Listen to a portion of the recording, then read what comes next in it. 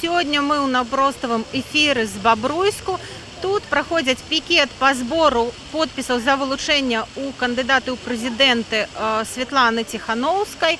Не глядячи на те, що 29 травня керівник ініціативної групи Світлани Тихановської, відомий Сергій Тихановський, був затриманий, а сьогодні у його пройшов піратрус, у виніку якого були знайдені на летищі 900 тисяч доларів.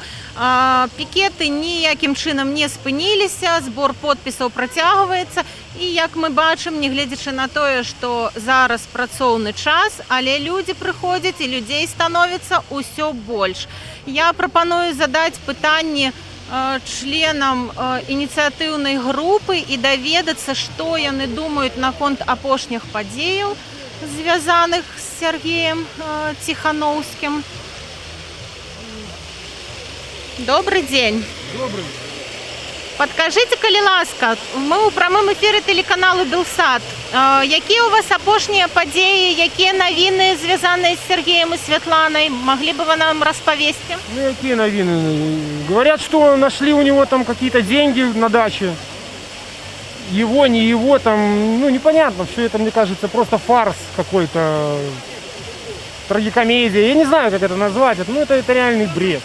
А что это, чего это? Им нечего придумать, вот они что-то выдумывают. Искали, столько искали, что-то не могли найти. Ну, решили, наверное, подкинуть деньги какие-то. Ну, сегодня было заседание ЦИК, вроде как там обсуждали нарушение Лукашенки.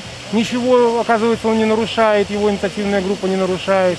Якобы там Ермошину там что-то там кто-то оскорбляет, там что-то там вымогает. Ну, я не знаю, что сказать. Ну, это реальный бред, просто который слушать тяжело, смотреть на это тяжело. Вот работаем, чтобы все это изменить, поменять и, наконец-то, зажить в стране для жизни. Наскільки активно йде збор підписів? Ви у Бобруйську тільки збирали, чи їздите по інших городах? Можете нам розповісти? Да, ездим по разным городам. Вот лично я, как член инициативной группы, был в Рудинске, в Минске, в Мариной Горке, в которой у нас просто был ажиотаж огромнейший. Если бы не волонтеры, то мы бы даже и третий не успели собрать. Ну, очень много людей, очень активно идут, постоянные очереди, постоянно, вот, ну, постоянный поток людей. Не останавливается абсолютно. Магчыма, нехта не ведае пра тое, што адбылося з Сергеем, вось гэта сітуацыя з затрыманнем у горадні, і вы б маглі нам таксама распавесці. Ну, в Гродно, что в Гродно? В Гродно обычная провокация. Какая-то женщина пыталась там что-то с ним поговорить, задавать какие-то вопросы. Как он только ей отказал, началась там потасовка какая-то. Милиция прибежала непонятно откуда, непонятно кто ее вызывал. Кто-то вдруг этого милиционера уронил. Он лежал, как будто его там избивали впятером. Ну и все, и получается. И сразу же, причем, еще, как по видео видно, там уже еще ничего не началось, уже был ОМОН готов на готове. И как только прозвучал, наверное, сигнал какой-то, все сразу побежали ОМОН захватывать Сергея, его команду. Ну, похватали всех, кого можно. И сейчас задерживают по домам, по городам, по разным. Членов инициативной группы задерживают, мешают собирать в сборе подписей. Как могут, мешают, вставляют палки в колеса. Ви адчуваєте нейкі ціск асабіста на себе? Особисто на себе, да, ну как, я уже перестал бояться, все, это ушло. Сразу боялся, что это было как-то стрёмно, жена, дети, а сейчас уже перестал. Дякую вам вялікі. Магчыма, мы яшчэ падыдзем да вас. Гэта быў член ініцыятыўнай групы Світлана Тихановская, і ён распавёў нас пра тое, як ідзе збор подпісаў, і у тым ліку выказаў свае думкі наконт затрымання і піратрусу Сергея Тихановскага. А зараз мы паспрабуем паразмаўляць з людзьмі. Тут яшчэ збіраюць подпісы за Валера Цапкалу, потым мы таксама падыдзем да ініцыятыўнай групы. Добрый дзень. Мы ў прамым эфіры адмовіўся. Добрый дзень. Мы ў прамым эфіры телеканалу Белсат. Скажите, калі ласка, вы сёння з якой нагоды прыйшлі сюды? Я сегодня пришла проголосовать, потому что возмутило поведение отдельных личностей. Как это показано? Меня призывают как говорится, верить чужим словам, но не верить своим глазам. Я, посмотрев сюжет и голосуя, пришла высказать слова поддержки независимым кандидатам. Я против Майданов, как наш президент сказал, против майданутых и против шизанутых политиков. Вот это мои слова. Я пришла отдать свой голос всем кандидатам. Я хочу дать им равные права участвовать в выборах. А який сюжет ви поглядели, про що ви? Про БТ, про задержание Тихановского. Я видела до этого полную нарезку, видела это, сегодня уже какие-то деньги. Пусть наши правоохранители разбираются, ну а я свои голоса собираюсь отдать всем кандидатам. Дякую велике. Добрий день. Ми у прямому ефірі телеканалу Білсад. Скажіть, будь ласка, ви прийшли поставити підпис за Світлану Тихановську? Так. Чому менавіта яна?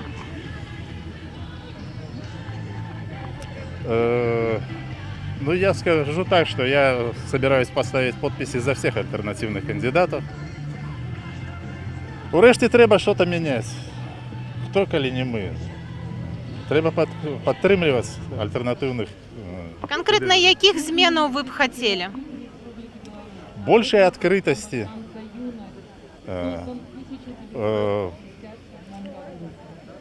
больше как наша країна, наша і держава більше йшли у правовій стежці. Дякую вам велике. Я нагадаю, президентські вибори у нас відбудуться 9 жнівня, а зараз іде збір підписів за вилучення у кандидати у президенти. І тут достатково шмат молоді, людей різних узростів. Добрий день, ми у прямому ефірі телеканалу Білсад. Скажіть, будь ласка, ці ведаєте, ви прийшли за Світлану Тихановську поставити, так? Ці ведаєте ви, що відбувається з її мужем, керівником інституту? Конечно. Як можете гэта оценить? Ну, как тут оценить? Конечно. Да, это вообще смешно, то, что там происходило. Як ви зробили такі висновки? Видели, Ну, там мы посмотри наблюдали, видео, прямые там. эфиры смотрим. А чому менавіта Світлана Тихановська? Усё ж таки у нас 14 зараз кандидатів. Чому менавіта за її підпис? Ну, да, мы уже этих выборов видели за свою жизнь. Вы же понимаете, что ну, только Тихановский действительно Убедил нас. Да, убедил. Я вообще на выборы первый раз пришел в жизни. Я не ходил, потому что всегда был уверен, что эти подписи уходят куда-нибудь в другое место. Вот. На гэта пойдзеце галасаваць. А скажыце, як ваше асяроддзе, каго абірае з кандыдатаў, якія ёсць? Мы все за Тихановскую. Добра, дзякую вялікі. А ў мяне вось да вас пытанне як да жанчыны. Кіраўнік краіны сказаў, што ў нас жанчына не можа быць прэзідэнтам, таму што канстытуцыя не пад яе. Вось як вы лічыце? Он очень много говорит. Не, ну Я так считаю, нельзя, что может. Так нельзя говорить. Это я очень сильно осуждаю такие высказывания. Такого, я не знаю, может он в Германию потом съездит, там расскажет свое мнение такое вот. Это, я не знаю, многие осудят за это. Это нельзя так говорить. Дякую вам велике. А я нагадаю, што Сергій Тихановскі быў затрыманы 29 траўня. Сёння ў яго прайшоў ператрус, на якім знайшлі у выніку якога знайшлі $900 000. Відэа з гэтага ператруса ёсць на нашым канале bilsad.eu. Можете заходзіць і глядзець таксама. Больш падрабязная інфармацыя наконт перадвыбарчай кампаніі на нашым сайце. Не гледзячы на тое, што час працоўны, людзі падыходзяць, вось стаяць і за Валера Цапкалу. Добрый дзень, мы ў прамым эфіры телеканалу Белсад. Скажите, калі ласка, чаму менавіта Валер Цапкала? Мы за всех, кроме Лукашенко. Потому что надоел уже. Вот, тут сидит.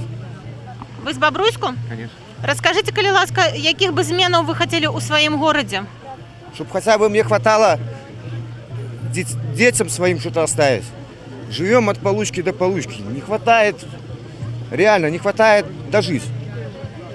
Хочется перемен. Вы лічыце, што пасля 9 жніўня перамены чакаюць Беларусь? Я надеюсь на это.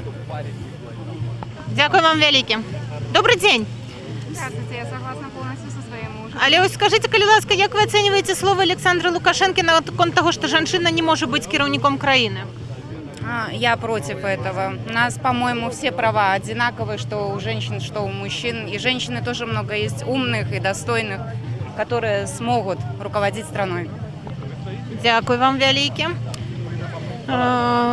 Пікеты за збор подпісаў праходзяць з 21 траўня і ўсе падзеі развіваюцца дастаткова хутка. 20 траўня былі дазволены пікеты, 21 яны пачаліся, 29 ўжо затрымалі Ціханоўскага. Пройдзем далей па чарзе. Вось ёсць людзі, якія не стаяць у чарзе, магчыма, яны яшчэ не вызначыліся. Добрый дзень, мы ў прамым эфіры тэлеканалу Белсат. Скажите, калі ласка, вы сёння збіраецесь паставіць за некага свой подпіс? Мы поставили уже. А за каго? За Светлану Тихановскую. Чаму менавіта такі выбар? Ну, мы за свободные выборы, за честные выборы. Мы за всех, кроме Лукашенко. Як ви лічыце, ці зарэгіструеце яе кандыдатам у прэзідэнты? Думаю, что да. Если не сделают каких-нибудь опять подстав, то народ будет голосовать за них, большинство. Про якія падставы вы кажаце? Ну, вот это вот гродненское событие, как Сергея Тихановского подставили, очень топорно. Если еще что-то власти выдумают подобное, то, может быть, и снять ее с выборов. Они это стараются делать. Ну, народ верит им, Сергею. Кіраўнік краіны Александр Лукашенко сказаў, што людзей, якія прыходзяць паставіць свой подпіс за Светлану Тихановскую, сюды прывозяць на машынах і такім чынам менавіта ініцыятыўная група Светлана Тихановская арганізуе гэтыя чэргі. Раскажыце, як вы сюды прыехалі, ці ваш гэта быў выбар? Я приехал на своей машине, на «Жигулях», вот мои дети, 2 сына привез с собой. И что это говорят, это все вранье очередное. Люди идут сами, вы что, смотрите, идут, вон, ну. За каго на мінулых выбарах галасавалі? Которые были, я не голосовал. Дзякуй вам вялікі. Вы як малады жыхар Бабруйску, за якія змены ў горадзе? В первую очередь справедливость. Вот, надоел этот беспредел, то, что задушен полностью частный бизнес. То есть я сам вынужден был уехать 5 лет назад, работаю в Москве. У меня есть высшее образование, работаю там тренером, но здесь я не вижу никаких перспектив. Я должен быть вдалеке от своих родителей, от своих близких, искать лучшей доли. Я этого не хочу, и поэтому я здесь. Вы лічыце, што пасля 9 жніўня будуць змены, ці... Я надеюсь, мне снится это. Понимаете, я не знаю, я не сильно верующий в Бога, но мне кажется, самое время начать всем белорусам уже молиться, наверное, не знаю. Нам это необходимо, как воздух. Дзякуй вам вялікі. Вось размаўляем з жыхарамі Бабруйску. Малады чалавек з'ехаў з гораду ў Маскву, таму што, кажа, няма тут заробкаў. Паспрабуем. Добрый дзень, мы ў прамым эфіры тэлеканалу Белсат. Скажыце, калі ласка, вы прыйшлі за Светлану Тихановскую паставіць подпіс. А чаму менавіта такі выбар? Ці лічыце вы, што жанчына можа нейкія змены прынесці? Причина другая. В первую очередь против Лукашенко, который уже надоел. А потом посмотрим уже. Вот все, коротко. А что еще? Конкретно якіх зменаў вы б хацелі? Надеемся на лучшее. По крайней мере, чтобы не было этого беспредела с Конституцией, с выполнением Конституции именно властными структурами. Як ви лічыце, ці паўплывае затрыманне Сергея Тихановскага і ператрус, які ў яго сёння прайшоў, на ход кампаніі? Не знаю. Мне кажется, сильно не повлияет. Если люди настроились на это, то они уже не будут смотреть на эти все мероприятия власти. Дякую вялікі. А я нагадаю, што 31 траўня пікеты прайшлі па ўсёй краіне, у тым ліку яны былі ў Менску. Я на ўласныя вочы бачыла чэргі, якія там былі. І пасля пікетаў Александр Лукашенко заявіў, што такія мерапрыемствы перашкаджаюць жыць людзям у горадзе і псуюць прыгожы горад. Вось хацела б запытаць у бабруйчан. Добрый дзень, скажыце, вы ў прамым эфіры, ці бачылі вы калі-небудзь такія чэргі за... Да, бачу, в субботу было на Минской бане, насколько я помню. Видел также в телеграм-каналах Next, Бобруйск для жизни и Беларусь без цензуры. Тоже очень много людей становится для подписей. Ви за кого прийшли поставити? Я хочу за двоих поставить, это за Бабарика и за Тихановских. Чому менавіта яны? У меня такое чувство. И у Бабарика как бизнесмен, я думаю, у него даже получится поднять экономику. Ви вучитеся яшчэ недзе? Да, Як ви лічыце, у якім стане наша сістэма адукацыі?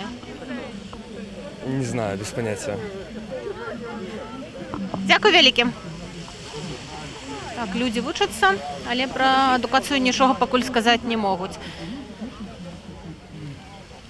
Давайте запытаем, як актыўна ідзе збор подпісаў за Валера Цапкалу. Добрый дзень.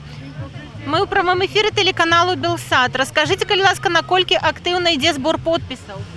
Достаточно активно. Люди, как сказать, сегодня ко мне подошло 15 человек, примерно за час. Но больше людей подходит за Тихановского. Все вот эти вот люди. Добре, дякую вялікі. А людзі не расказваюць вам, што іх турбуе, чаму менавіта за Цапкалу подпісы? Люди говорят за кого угодно, только не за одного. Да. Дякую. Так, сапраўды, па досведу размоў з людзьмі, большасць кажа, што пакідае свае подпісы супраць аднаго кандыдата, а не... Позволите мне что-нибудь сказать? Так, конечно, мы ў прамым эфіры тэлеканалу Белсат. Ну, а я бобручанин, сам живу в Бобруйску. Многие меня ведают. Хочу сказать, люди, не соромитесь ничего, не бойтесь ничего. Идите на выборы смело. После выборов не забудьте сходить в храм Божий, поставить свечку и попросить Господа, чтобы избавил нас и наш народ от лукавого. От лукавого в Библии есть такая, чтобы от лукавого избавили. Каждый разумеет лукавого по-своему. Вот, я разумею лукавость тоже по-своему. Человек повинен, даже будучи на великой посаде или просто такие, как я, человек, не лукавым быть, а просто жить по Божьим заповедям. И поэтому все перед Богом равны. Скажите, вы, як жыхар Бобруйска, якіх бы зменаў хацелі для свайго горада? Все починается с головы. Рыба гниет с головы, держава загнивает тоже с головы. Советский Союз развалился тоже с головы. Я присягал на родиме советскому народу, вот, и люду, а не яким-то там Григоричем, Путиным или еще якому-то там. Поэтому я хочу сказать, что те, которые в форме с погонами ходят, тоже нехай задумаются, кому они присягают, и для кого они, и чьи они дети, кто их батьки. Як ви сюди... Григорич или такие простые рабочие, или чиновники, наставники, медики. Як ви сюди добралися? Ці привезли вас? Нет, я пешком пришел, но я еще хочу спытаться. Вот я пройшов сегодня, поглядел, назираю, что тут подписи збирають за одного, за другого, за третього. Даже ось пройшов, поглядел наш палац там, чтобы приходили детки там займаться, все прочее. Но нигде не бачив я ни водного стола, чтобы за Александра Григоровича кто-то збирав подписи. Откуда он може насобирать тоді подписи і хто йому їх збирає? Ті не Єрмошина, наша землячка. Але ж у його вже більше за 100 тисяч. Ну, не ведаю, если Ярмошина збирає так подписи, такое, мабуть, и урны будут без прорезей, чтобы туди я не мог кинуть, и такие, как я, жихари, свої бюлетені, а там вони вже будуть, мабуть, зарані лежати. Ви не ведаєте про приклади тиску на людей, які поставили підпис за Олександра Лукашенка? Я поки що від вас тільки чую таке питання, а так я от хотів би побачити, хто і що. На підприємствах, правда, там некоторые начальники збирають ці підписи. Ну, а на яких підприємствах? Ну, я чув, что у нас на Красном Пищевике, там, допустим, Я на шинном працюю, на шинном тоже казали, там кто-то збирає где-то какие-то подписи. Но тоже я так воочию говорю, покажи мне того чиновника, начальника, кто он такий, фамилию, имя, отчество назови. Мовчать. Ну так що ви говорите, тоді кажете? Дякую велике. Дякую вам. Так, сапраўды інфармацыя пра тое, што пры зборы подпісаў за вылучэнне Александра Лукашэнкі кандыдатам у прэзідэнты ідзе ціск, і нам таксама людзі пішуць пра тое, што ціснуць і застаўляюць пакідаць подпісы. Магчыма, запытаем у жыхароў. Добрый дзень, выбачайце, калі ласка, мы ў прамым эфіры тэлеканалу Белсат. Скажите, калі ласка, вы прыйшлі за каго свой подпіс пакінуць? Я уже покинула за Тихановскую, за Цыпкала. И думала, приедет Бабарыка и кто-то еще, другие. Но пока еще нету. В дождь 28-го я подписалась за Тихановскую. Простояла 2 часа, промокла, но с удовольствием поставила подпись. За кого угодно, но только не за этого таракана. Уже он надоел. Я в своем блоге написала, что этот самый... Сколько же можно издеваться над нашими белорусами? Лукашенко, скажи спасибо белорусскому народу, что он терпит тебя 26 лет. И уходи к чертовой матери куда угодно. Но только хватит издеваться над нами. 26 на минулых выборах за кого вы голосовали? Депутаты? Президенты у 2015 году? Ни за кого. Ни за кого. За него уже давно никто не голосует. Только те, кто работают на госпредприятиях. Все. У них, да, у них просто нет выбора. Я не голосую с 96-го года. В 94-м я ему поверила, а в 2001 году меня уволили за то, что я поверила, берегла госсобственность на заводе тракторных деталей агрегатов. Ну и что? Так воры у нас в почете. А меня уволили за то, что разоблачила этих варюх. Володкович в Венгрии, потому что у него друг Батура. Батура где? А про які підприємства зараз ви кажете, де йде тиск на працівників за те, як підписувалися за Олександра Лукашенка? Ви ведаете? Нет, я не знаю, я сейчас на пенсии, поэтому ничего не знаю. Знаю только за себя, что против меня, возможно, будет тоже сейчас гонение наших ментов, которые будут составлять на меня протоколы, что я выступаю. Ну, я им скажу, посмотрите «Житуху» в Беларуси канал. Там я выступала еще до того, как Тихановский собирал. Я благодарна Тихановскому, что он всколыхнул это болото у нас в стране. Он проехал, я, живя в Бобруйске, не знала, что у нас город в городе. Там, где вот эта военная часть. Это жуткое дело. Там, когда мы проехали, у меня волосы дыбом вставали. Так что это за страна такая? Он показывает свои ледовые дворцы, вот такие вот сараи, и все.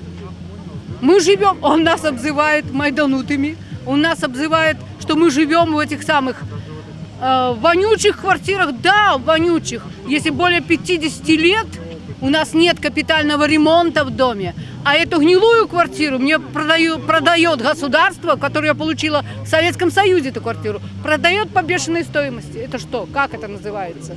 Так он выстраивает за наши деньги, выстраивает дворцы себе, своим сыновьям, уже и младшему выстраивает. А наши дети не могут это самое построиться.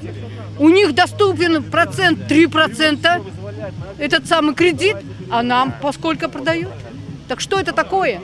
Так вот поэтому Лукашенко хватит издеваться над нами, хватит. Добре, дякую вам велике. Добрий день. Ми у прямому ефірі телеканалу Белсат. За кого подпис покидаете? Мы за всех покидаем подпись, окромя одного. А где тут можно? А где у вас у городе можно покинуть подпись за Александра Лукашенко? У нас на любом предприемстве можно покинуть, коли не покинешь, можно стратить працу, да, это у нас запросто. Зараз у любую школу зайдите и там сразу цепляются, дайте подпись за Лукашенко. Про гэта адкуль ведаеце? Мне дети в школу ходят. Я ходил. И цепляли, я говорю, ни в коем разе. Сейчас уже ходят документальные фотографии, где людям на нашем предприятии любимом красном пищевике давали 2 бумажечки. Одна подпись за нашего действующего пересидента, а вторая о том, что вы можете покинуть свое рабочее место. Выбор у людей очевидный. Люди боятся оставить свои семьи без еды, и они подписывают, хотя это не спасет ни нас, ни их. И оставить то, как есть. Мне 42 года в этом году. Я еще ни разу не голосовала за нынешнего президента. Первый раз, когда его выбрали, якобы, мне было 17. И один комментатор мне в интернете написал, что я еще не жила при плохом режиме. Ребят, я не жила при хорошем. Я не знаю другого. Я хочу попробовать другое, пока я молода, пока я еще что-то могу. Я хочу что-то изменить для своих детей. Якія 3 законы вы поменяли, калі пасля 9 жніўня, калі зменіцца кіраўнік краіны? Першае, што б вы зрабілі? Знаете, в нашей стране нет никаких свобод. Никаких. Ни волеизъявления. Я не могу пойти и проголосовать за того, кого я хочу. У нас нет возможности высказать свое мнение. Тебя либо обвиняют в том, что ты не больной и принадлежишь, как мне сказали, к касте ненормальных. У нас нет никаких свобод. Мы не можем выбрать ничего. Как минимум нам нужна свобода слова. Свобода выбора. Мы имеем право сказать то, что мы думаем. Голосовать за того, за кого мы хотим. Делать то, что мы хотим. Мы свободные люди. Мы не народец. У нас нет копыт, нет рогов. И мы не будем их обрубать. Мы люди и будем жить как люди. Сёння Лукашенко заявіў, што наш народ забыўся, як у Андзіжане Карымаў расстраляў тысячы людзей і сказаў, што пра гэта ён напомніць. Як вы ставіцеся да гэтых словаў і ці баіцеся вы нейкіх санкцыяў да вас за вашу пазіцыю? Я не боюсь санкций. Все, что можно было потерять, я уже потерял. То есть не приобрел. В этой стране невозможно работать спокойно и зарабатывать достойно. Насчет санкций. А первое питание какое было? Лукашенко заявіў, што напомніць беларусам, як Карымаў расстраляў тысячы людзей при путчы. Он нам угрожает? Он нам угрожает? Мы еще своих белорусских не забыли. Сколько людей у нас уже исчезло. Поэтому 1500, нам достаточно тех 10 человек, которых он уже уничтожил, да, и мы можем ему напомнить о режиме Чаушеску, который тоже считал себя точно таким же героем, бессменным. Да, как он закончил? Пожалуйста, есть еще другие памятники диктаторам, которые по 35 лет проправили. Поэтому любая диктатура заканчивается одинаково. И я бы посоветовал просто нашему дорогому, очень дорогому, президенту, он нам так дорог, что не передать словами. Просто-напросто воспользовавшись ситуацией, он видит, что сейчас назревает, эти выборы пройдут не очень гладко, не так, как ему хотелось бы. Я бы ему посоветовал просто воспользоваться ситуацией и валить очень далеко и рыть очень глубокий бункер. То есть, Дякую вялікі. Саша, 3%. Так, люди кажуць пра тое, што Лукашенко заўважыў, што выбары будуць складанымі, і сапраўды Лідія Ермошына таксама пацвердзіла гэтую інфармацыю пра тое, што ідзе ціск і на яе асабіста. Паразмаўляем далей з... Вітаю, мы ў прамым эфіры телеканалу «Белсат». Уважаю ваш канал, благодарная, утром и вечером смотрю. Только одно телевидение есть, вы, Белсат. Хочу сказать щирое дякую. Я немного так белорусский язык очень любила, училась на белорусском, как говорится, предмет и все высказывала. Просто, знаете, наболело вот это даже. Вот мне 57 лет исполнилось. Мне, пенсию, отказали в пенсии. Дело в том, что 2 года моих на девичью фамилию не нашли. Я их и к прокурору ходила, и везде добивалась, это раз. 6 лет декретных убрали, это 2, да. И сделали такой беспредел, что не добиться ничего. Почему? Например, мы, даже мужикам нашим, 63 года, сейчас надо идти на пенсию, радиация в стране.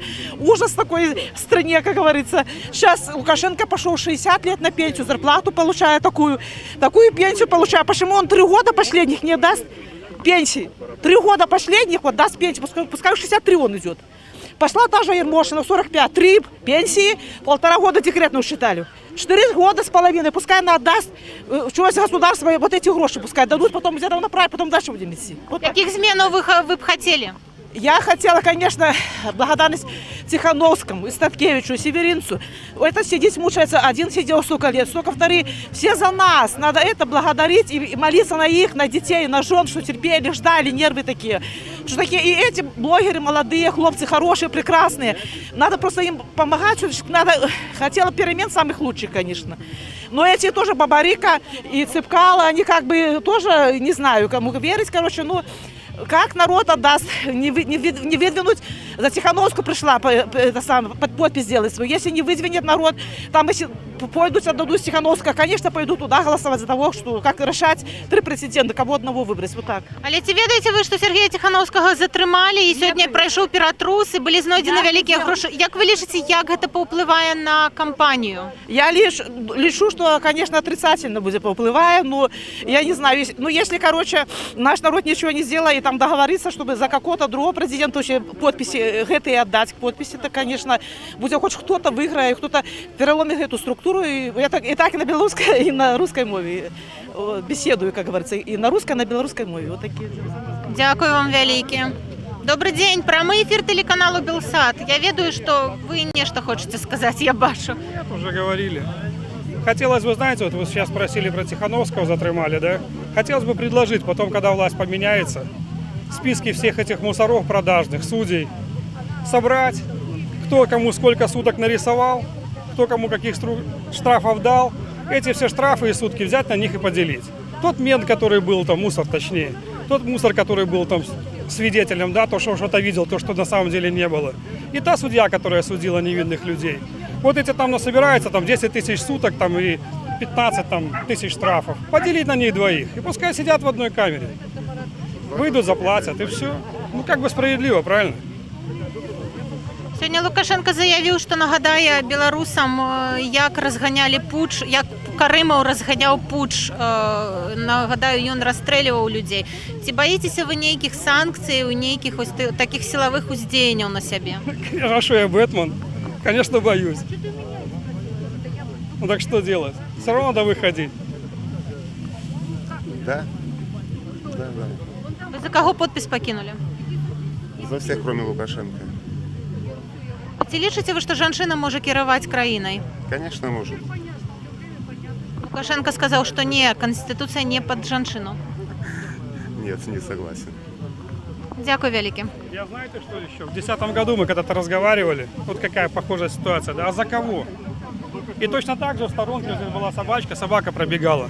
Я говорю, так вот, за нее, за жучку давайте хотя бы. Ну, с нас и так ржет, говорю, весь мир, кто-то сочувствует, кто-то говорит, что мы дебилы, что мы какой-то там, ну, по-разному говорят, да, кто-то говорит, сочувствует нам. Я говорю, ну какая разница, говорю, пускай жучка погавкает там, ну, пускай с нас поржут, ну, хоть какие-то перемены. Через месяц, через 2 появятся нормальные, достойные люди. Хотя бы будет шанс. Зараз ви лічите, будуть які зміни з 9 жнивня? Ну, я думаю, что да, может быть и раньше. Дякую велике. Живе Беларусь. Добрый день. Прямий ефір телеканалу Белсат. Прокомментуйте нам, коли ласка, что тут отбывается, чему вы сегодня сюда пришли? Мы пришли проголосовать за Светлану Тихановскую. Мы против того режима, который у нас сейчас есть. Мы хотим перемен однозначно. Мы считаем, что нам уже пора, наверное, что-то в этой жизни поменять. И очень радуюсь за то, что все-таки белорусский народ проснулся. И столько лет находиться в спячке, стоять в углу, что нас вечно как дети стоим, и нас там наказывают за каждое слово. И очень рада за наш народ, что мы все-таки что-то можем, что-то наконец-таки стали делать. Пускай скажуть отец. Але я хотіла запитати, ви сюди самі прийшли, чи вас ніхто вимусив сюди йти, тому що Олександр Лукашенко сказав, що черги, які збирають пікети Світлани Тихановської, отримлюються таким чином, що вас сюди привозять людей, привозять на ніяких джипах, автобусах, и амаль... Я с обычной семьи, обычный простой гражданин, мать 4 детей. Я ни разу не ходила на выборы, потому что я понимала, что я ничего не могу поменять. Ну, наверное, человек когда-то наступает край. И сегодня я понимаю, что если у меня уже в жизни, может быть, я на себя могу там сказать, ладно, я смирюсь, пусть будет как будет, но у меня есть дети. Я хочу, чтобы они жили по-другому. Я пришла сюда сама. Мы об этом... Не в другую страну ехали на заработки, а Да, работали, чтобы они ехали не в другую страну на заработки, а бы жили здесь, в нашей стране. И где обещанные по 500? Где они? Люди 200 рублей получают в городе Бобруйске. Где? Я осталась без работы тоже недавно. Я потеряла работу, меня отправили в простой. Я по простой получала 100 рублей в месяц. Я 4 месяца жила. Я мать, воспитываю одна тоже сына. Я без мужа. И вы скажите, на 100 рублей можно в месяц прожить? Где такой закон? В какой стране? Расскажите. Моя подруга звонит мне из Германии. 2 месяца она не работала, она получила за простой деньги. Понимаете? То есть 2 месяца она получила зарплату. Там 1000 с чем-то евро. Она получила за 2 месяца 2000 с лишним евро. Что в нашей стране? У нас нет ничего. Вот какие у нас произошли перемены? Однозначно менять что-то надо. 20 лет больше, ну куда это годится? Какой бы хороший правитель не был, ну узурпировать власть это ненормально. Лишь ведаеце, недавно один з рэдактараў дзяржаўнай газеты выказаўся, што калі на чале краіны стаіць кіраўнік, які дабіўся стабільнасці, то кіраваць ён павінен без... Ну, мы проходили это и в советские времена, и Александр Григорьевич на вот этой же волне он и стал нашим правителем. Хотели перемен, да. Вот. Но сколько можно? Я помню его слова, когда он говорил: вы не беспокойтесь, если у меня что-то получаться не будет, я уйду, я за нее цепляться не буду. Ну, наверное, свойство такое вот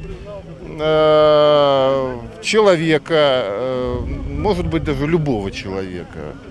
Вот, что власть это такая штука очень... От которой сложно отказаться, как зависимость. Заразная. Вот. Да. Поэтому в нормальных государствах, которые уже не один десяток лет существуют, там конституция, законы, они так выстроены, что, значит, поруководил человек страной, ну, будь любезен, значит, уступи место. Будут у нас змены после 9-го, як вы лишите? Мы очень на это надеемся, во всяком случае я. Вот, знаете, хочется задать такой вопрос, а что у нас изменилось за годы правления? Вот что? Я, конечно, огромное спасибо скажу нашему президенту, у нас везде чисто. К нам приезжают гости, и куда бы мы ни выезжали, гордимся, да. Ну, помимо того, что у нас чисто, ну, у нас должно еще что-то быть. Нам где-то надо работать, нам надо иметь возможность достойных зарплат.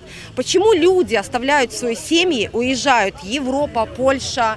Почему они уезжают в ту же Россию? Они живут в каких-то фургончиках, едят этот доширак для того, чтобы здесь поднять своих детей. Ребята, почему мы не можем это делать в нашей стране? Назовите мне предприятие на сегодняшний день, которое процветающее. Что, какие перемены произошли? Ну да, у нас чисто. Ну да, немножко подняты колхозы. Но мне так смешно, у меня ребенок, когда отработал в колхозе, и приезжал, помню, президент, и он мне говорит, мы перед этим... нас выгнали в поле стричь колоски.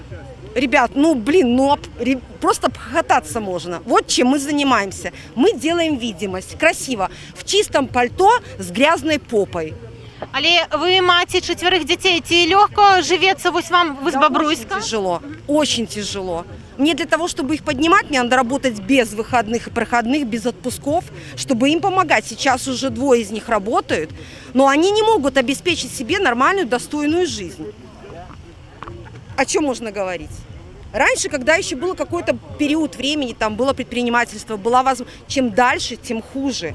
И сегодня уже я понимаю, что ну, уже я не могу не то, что им помогать, я себе не могу обеспечить детей, которые еще несовершеннолетние. Ну, дальше нам куда идти? Что-то надо менять. Мы очень на это надеемся. Сейчас закрыты границы. Понимаете, мне еще очень не нравится его выступление. Вот с нас реально, куда бы ни приехал, сейчас нас смеются с президента. То, как он выступает, как его речь, его позиция жизненная, как он излагает. Такое чувство, что вот он царь, а вокруг все президенты находятся. Я не знаю, мне за нашего президента реально сейчас стыдно. А во-вторых, смотрите, даже по тому же карантину. Все страны, мы сейчас прекрасно понимаем, рано или поздно откроются границы. К нам мало того, что с нас смеются, к нам относятся сейчас как к заразным. Куда мы сможем выехать? Люди вернулись с Польши, с России, вернулись сюда, не могут найти работу. У меня, у близких моих друзей, вот сейчас парень, у которого есть высшее образование, он грузчиком не может устроиться. О чем можно говорить? Куда нам дальше ждать? Чего нам ждать? Мы и так упали на дно, нам там снизу стучат. Ну, я не знаю, наверное, что-то надо делать. Дякую велике. Спасибо.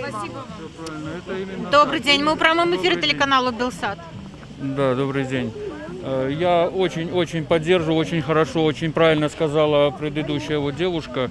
Значит, что касаемо нашей жизни здесь, в Беларуси, то я сам был вынужден в Россию ездить, работать на большой грузе. Значит, и так у нас очень многие. То есть это я повторяю, что сказала она. Наш президент, он стремится к хорошему. Хорошего он сделал, но очень мало, и оно не для нашей жизни, мы не заслужили этого. Нам нужно то, что нам нужно, то, что, чтобы мы могли жить, а не существовать, как именно в натуре оно так есть и существует. Ну, а что касается его президентства за эти 25 лет, ну, что он сделал? Что он, да, сделал, но нам... Еще раз повторяю, нам нужно большего, мы достойны этого. Наша страна, наш народ. Мы терпим, и сколько уже можно, вот это вот терпение уже начинает оно лопать. Але яких конкретно зменаў вы б хотели?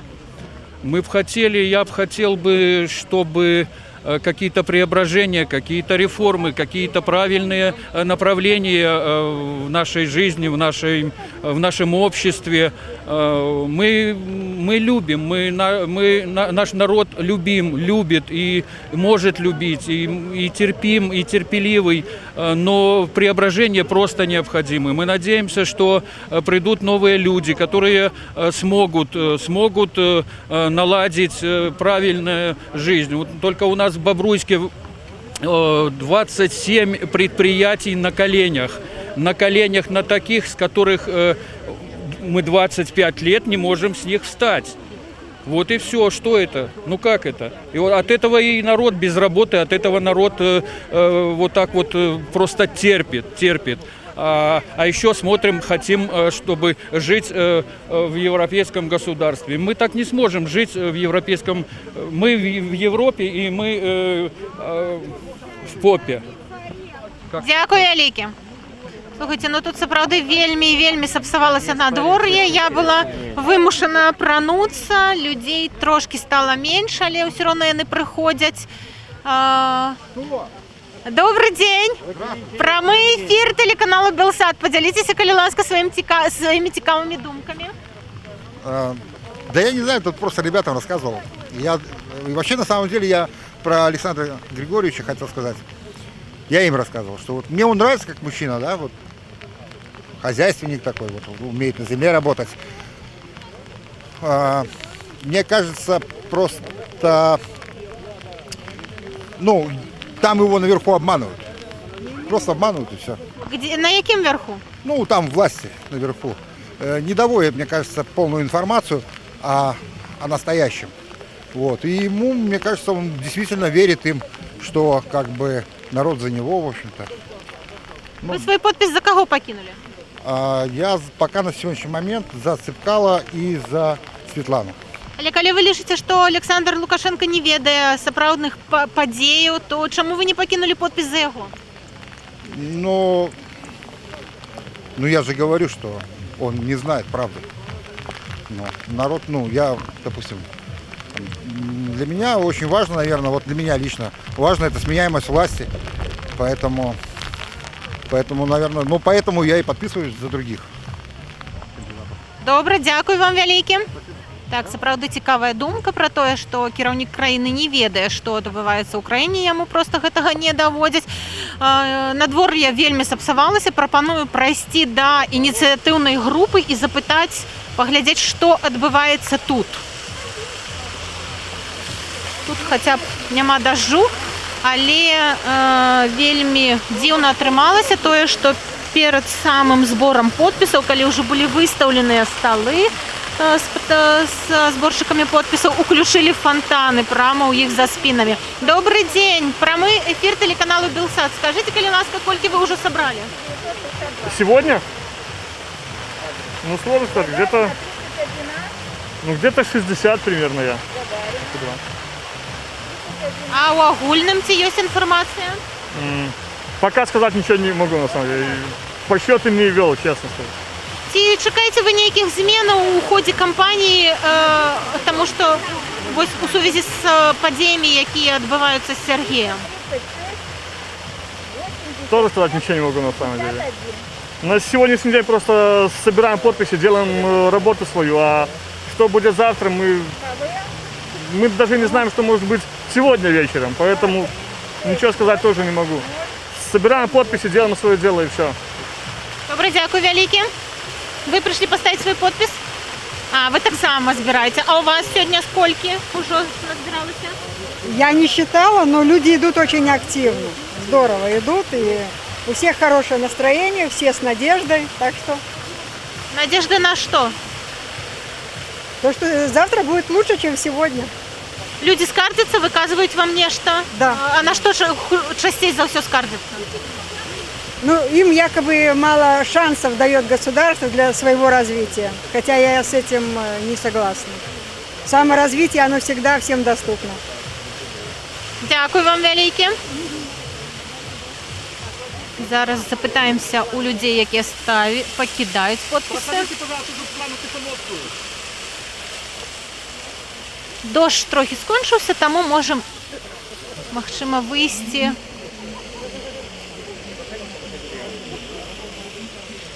Працягнем размаўляць з людьми. Добрый день. Прямой эфир телеканалу Белсат. За кого подпис? За Тихановского. Да насамрэч без розніцы за кого. Просто супраць того, што ёсць зараз, супраць Лукашэнкі. Потому что то, што ён робіць з бізнесоўцамі, не надта падабаецца, асабліва апошнія годы. Сам займаюся бізнесом у лясной гаспадарцы і не надта задаволены яго дзеяннямі і наогул урадам. Что конкретно вам не подобается? Не подобаецца то, што ўсё падводзіцца пад госпрадпрыемствы, якія не надта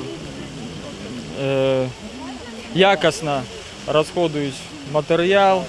І это ўсё моцна за...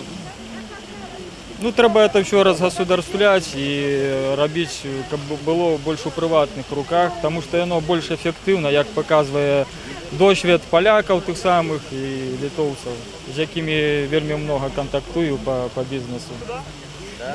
Тому, честно говоря, супраць усіх, не конкретно за Тихановского, супраць усіх.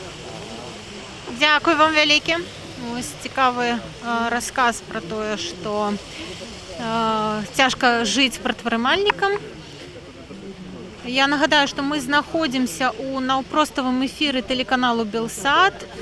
Сьогодні ми приїхали у Бобруйск. Тут іде збор підписів за вилучення у кандидатки у президенти Світлани Тихановської. Так само тут є, помилилася, уже нема. Няма. Был и зник. Где збирали подписи за Валера Цапкалу? Пошли ось туди. Ну, давайте протягнем размовлять з людьми. Скажите, коли ласка, вы свой подпис за кого покинули? В принципе, я покинул свой подпис за Тихановскую, в принципе, из-за Бабарыка. За Цапкала ще хотів, але в основному, в принципі, я, як і шмат хто, ставлю підпис не за когось, а менавіта супраць дзеючага так званого президента. Ви з Бобруйску? Так, сам з Бобруйску. Розкажіть, як вам живеться у Бобруйску? Як і більшості. Працюю на заводі, заробляю 500 і нету і близько, скажімо так, може рублів, так, але долярів ну ніяк.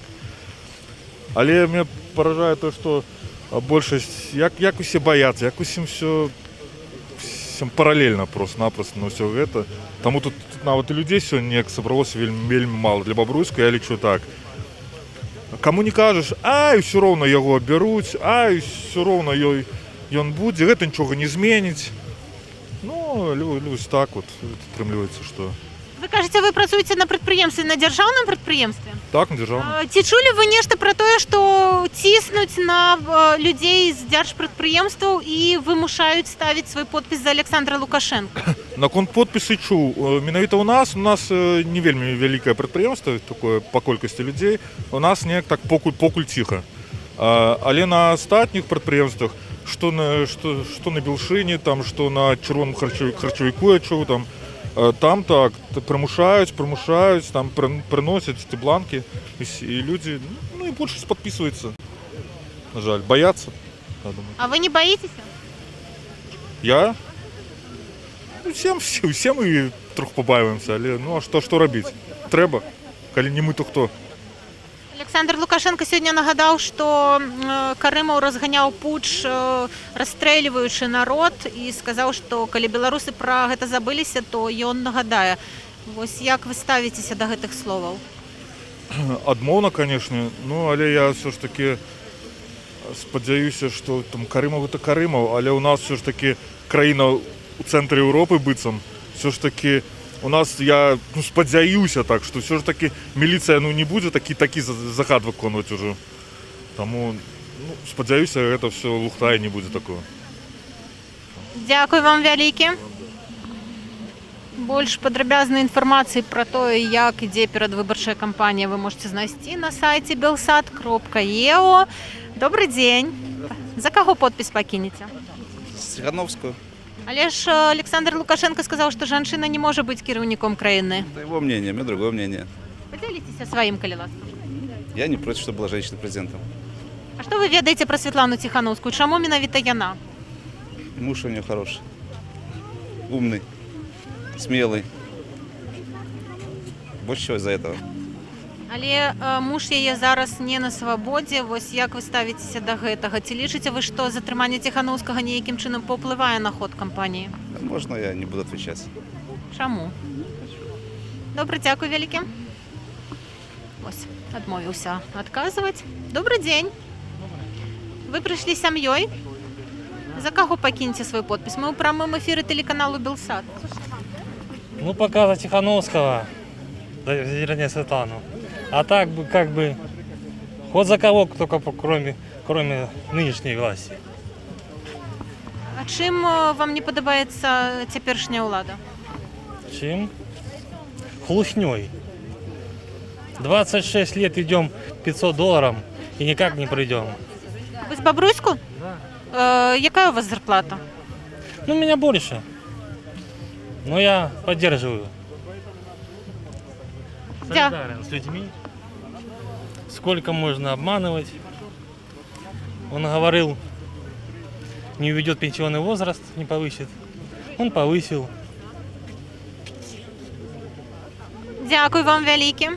Приходять тут і сім'ї з восками, з дітьми. Ось поспробуємо. Добрий день. Ми у прямому ефірі телеканалу Белсат. Скажіть, коли ласка, яких змін ви хотіли, чому ви сьогодні сюди прийшли?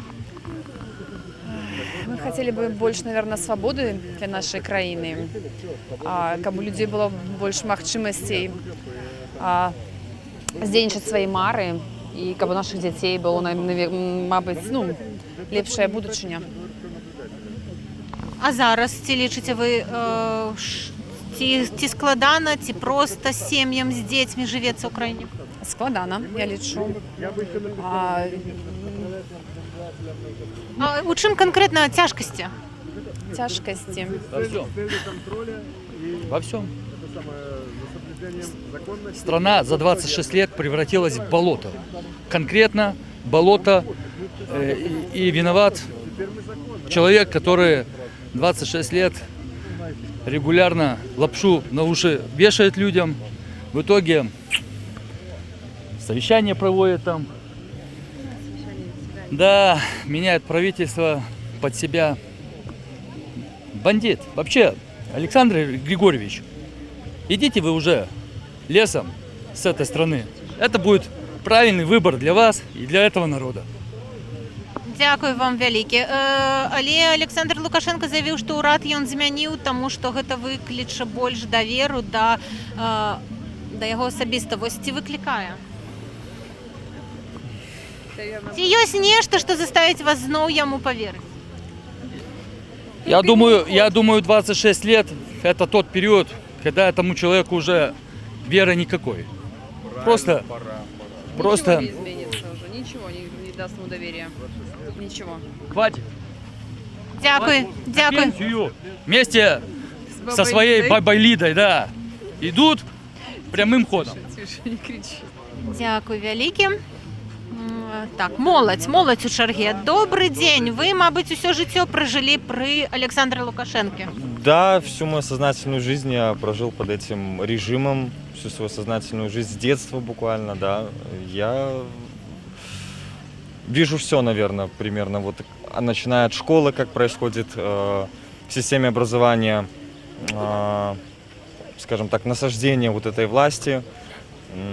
Я, наверное, все понял, когда я в школе ходил с майкой погони, и меня вызвали к директору. Я не буду называть имена, не буду говорить школу, чтобы у них не было проблем. Но мне там мягко намекнули о том, что не стоило бы ходить в случае проверки какой-то. И вот тогда я уже что-то начал понимать, что свободы слова и свободы мысли, наверное, в этой стране, к сожалению, нету. Вот так. За кого подпись покидаете? За всех, за Бабарика, за Тихановскую. Правда, я сомневаюсь, что ее допустят, что сбор подписей будет учтен Центральной избирательной комиссией. За Цепкала, за Бабарика, вот за этих людей я готов поставить свою подпись. Добре, дякую вялікі. Дождь скончыўся, надвор'е паляпшаецца, і можна заўважыць, што людзей становіцца больш, з'яўляецца чарга, мы потым пройдзем у канец чаргі і паразмаўляем з людзьмі. Вось нам нешта хочуць сказаць. Добрый день, прямой эфир телеканалу Белсат. Вот я военный пенсионер. Вот. Года 3 я ему в рот смотрел, я его слушал. Ну, до чего он довел страну? До нищеты. Мы беднее и беднее. Мне 70 лет, мне приходится работать пока еще, иначе я не могу прокормить свою семью. Я считаю, что хуже не будет. А пенсия? Ну, пенсия, военная пенсия, там небольшая пенсия на 20 лет. Вот. И мне приходится работать, иначе я не выживу. В 70 лет мне приходится работать. Вот. Иначе я даже одеться не могу. Вот и все. Я считаю, что хуже не будет. Вы не боитесь тут стоять и ставить подпись, потому что... Ну, а что? Это мое мнение. Я имею право высказать свое мнение. И это не предатель страны, ничего. Это мое мнение личное. А каждый пускай выскажет свое мнение. Я сказал свое мнение. Вот и все, что могу сказать. Дякую вялікі. Так, конечно, можно прямой эфир. Получается, по стране вообще как бы юридическая грамотность населения она страдает. Вот, скажем, 99,9% людей заблуждаются, называя министров, президента власти. Они не власти, они слуги народа по закону. У нас 2 статья Конституции: высшей ценностью Республики Беларусь является человек, его права, свобода, гарантия их реализации. Вот что высшая ценность. Потом Беларусь демократическое государство, 1 статья Конституции. То есть народовластное. То есть каждый из нас один из власти, как человек, да? А значит, Лукашенко как президент, министры, там остальные должностные лица, они потому и должностные, а Лукашенко вообще высшее должностное, то есть в высшей степени должен. Так, а як вы лічыце, ці спраўляецца ён со своими обовязками, як высшейшее? Ну хорошо, давайте одно пример приведу. В Добруше, вот лично я помню так, как он в Добруше выступал, собрал коллектив, говорит, да, его цитата из его слов, да, мы закопали $400 миллионов. Вот минуточку, внимание, порассуждаем, что это такое вообще. Да вообще в развитых странах за такое 30 пожизненных сроков. Мое мнение, то же самое, 30 пожизненных сроков. Какие президенты надо? Какие президенты? Там что вообще, а еще, я вот когда говорю людям, даже его сторонникам, пожилым людям, А мы еще такого думаем ставить в президенты. Вы вообще уже, что ли, с головой не в порядке? Они подумали, да, все так, нечего. В общем, но дело в том, опять же, еще добью эту мысль, что, значит, должностное лицо, оно должно, во-первых, от слова должно, оно должно вкалывать просто, чтобы мы процветали. Выдохся вкалывать, через 8-10 лет нового ставим, сменяемый. Сравни с Польшей, когда в 92 году вот наши бобруйчане вывозили в Польшу желатины, носки, чулки, телевизоры, все. В Польше ситуация была хуже. Приходит в 94 году к исполнению обязанностей, к служению народу, не к власти. Власть, каждый из нас один из власти. Вот народ, да? Народовластное демократическое государство. То есть, получается, мы вывозили туда, вот в Польшу, да? Приходит Григорьевич в 94-м. Сравните, где сейчас Польша, где мы. Небо и земля. У них была сменяемость власти, были честные и достоверные выборы. У нас этого всего не было. И вот как такой результат. И говорят, по оценкам экономистов, что после выборов в стране денег-то совсем кот наплакал. Вот в чем дело. Тут надо срочно принимать меры всему народу. Так что, друзья, объединяемся как народ. Народ — это у нас власть. Решаем государственные вопросы законными способами. Есть на это 37-я статья Конституции, 34-я о достоверности, 37-я о республиканском собрании статья. Вот это мы и будем организовывать, я считаю. И все у нас решится. Ну, конечно, придется потрудиться. И вот это, что нам навязали матрицу такую, что сидите как мыши под венником. Люди, еще раз повторяю, высшая ценность республики. Никакие они не мыши, никакой венник. Потом, значит, вот эти все служащие люди, госслужащие, президенты, мэры и прочие, министры, это пусть служат, да. А мы будем высшими ценностями. Вот эту матрицу, мы навяжем свою законную матрицу, вместо вот этой мышиной под венником матрицы. Чи є у вас довір до нового ураду? Да ну, я даже не знаю, кто там конкретно будет, но по сути тут же система-то одна осталась. Ничего, сколько уже урадов менялось, все то же самое. Дякую вам велике. Пакуль ми розмовляли, можна поглядіти, яка з'явилася черга. Люди підходять, тому що пройшов дощ. З ініціативної групи проходять і нагадують, що треба соблюдати дистанцію, тому що в Україні все ще є коронавірус. Добрий день. Прямий ефір телеканалу Белсат. Скажіть, будь ласка, чому ви сьогодні сюди прийшли? Это как возможность дать шанс нашей стране жить по-другому, жить так, как хотят люди. Возможность и шанс что-то изменить. Мы на это очень надеемся. Все же, в очередной раз. За кого будете покидать подпись? За нескольких кандидатов. А тебе дайте вы, где можно подкинуть подпись за Александра Лукашенко в Бобруйске? Даже не интересует этот вопрос. Серед вашого асяроддя, знайомих, сяброў, родичаў, ці ёсць тыя, хто будзе галасаваць за Александра Лукашенко? Нет, конечно. Безусловно, нет. Дякую вам вялікі. Я таксама яшчэ за час працы не ўбачыла ні аднаго чалавека, які пагадзіўся б галасаваць за Александра Лукашенко. Добрый день. А вы за кого подпись покинете? Мы? Ну, все сюда. Чаму менавіта сюды? Ну, хочется что-то поменять в этой стране. Что? Ну, власть. От начала до конца. Власть, в первую очередь. Свободные выборы, свобода слова. Все. Потому что уже невозможно. Народ уже все предел. Даже уже когда бабушки, дедушки плачут и просят Александра Григорьевича уйти. Сколько это можно уже терпеть? Беспредел милиции и разных органов наших власти. Ви бачили, як затрымлівалі Сергея Тихановского в городе? Что можете сказать? Могу сказать, что 100% подстава была. Это, то есть это уже совершенно это очевидно было, что было уже это подготовлено, заранее спланировано. Ну, только глупый человек этого не увидит. Я думаю, Типа впливає гэта нейкім чынам на ход кампании? Еще раз немножко белорусский язык меня Ці зменіцца ход перадвыбарчай кампаніі з-за затрымання, з-за ператрусаў Сергея Тихановского, тому што ўсё ж таки вось большасць людзей стаяць менавіта за Святлану Тихановскую? Ну, даже вот не могу на этот вопрос ответить. Ну, давление идет, видно со всех средств массовой информации, как давление идет на человека. И вот это вот цирк, что устроили в Гродно, сейчас с этими деньгами, что нашли, ну, это абсурд вообще полный. Дякую вам велике. Ось запитаємо молодих людей. Добрий день. Прямий ефір телеканалу Білсат. Скажіть, коли ласка, ви сьогодні сюди прийшли, за кого покинуть підпис? За Бабарика, Цепкала и Тихонович. Трошки громче, коли можна. За всех, кроме действующей власти. А чому? Я хочу, чтобы были выборы. Ви вчитеся, Недя? Розкажіть, як у нас у системі едукації справи? Ну, где как, смотря в школах не очень. Очень много есть.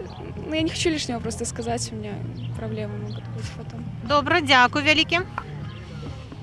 Так, ну ось навіть молодь живе, мабуть, 26 років при Олександрі Лукашенко, не хоче казати, що турбує. Добрий день, прямий ефір телеканалу Білсат.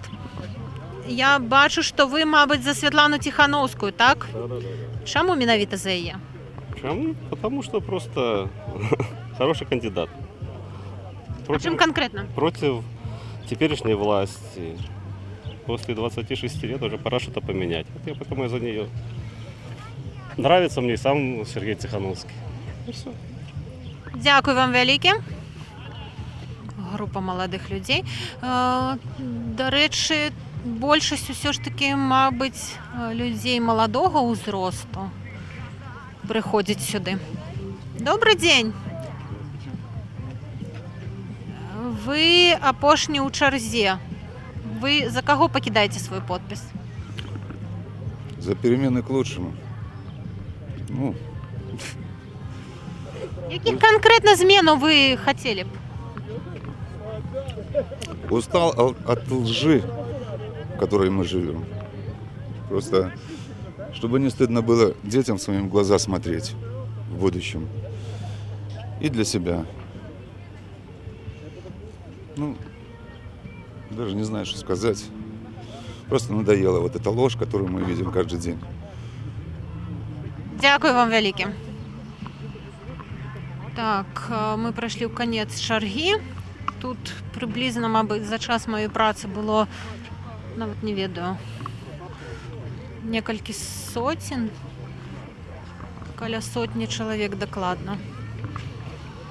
І ось вернулися ті, хто збирає підписи за Валера Цепкалу.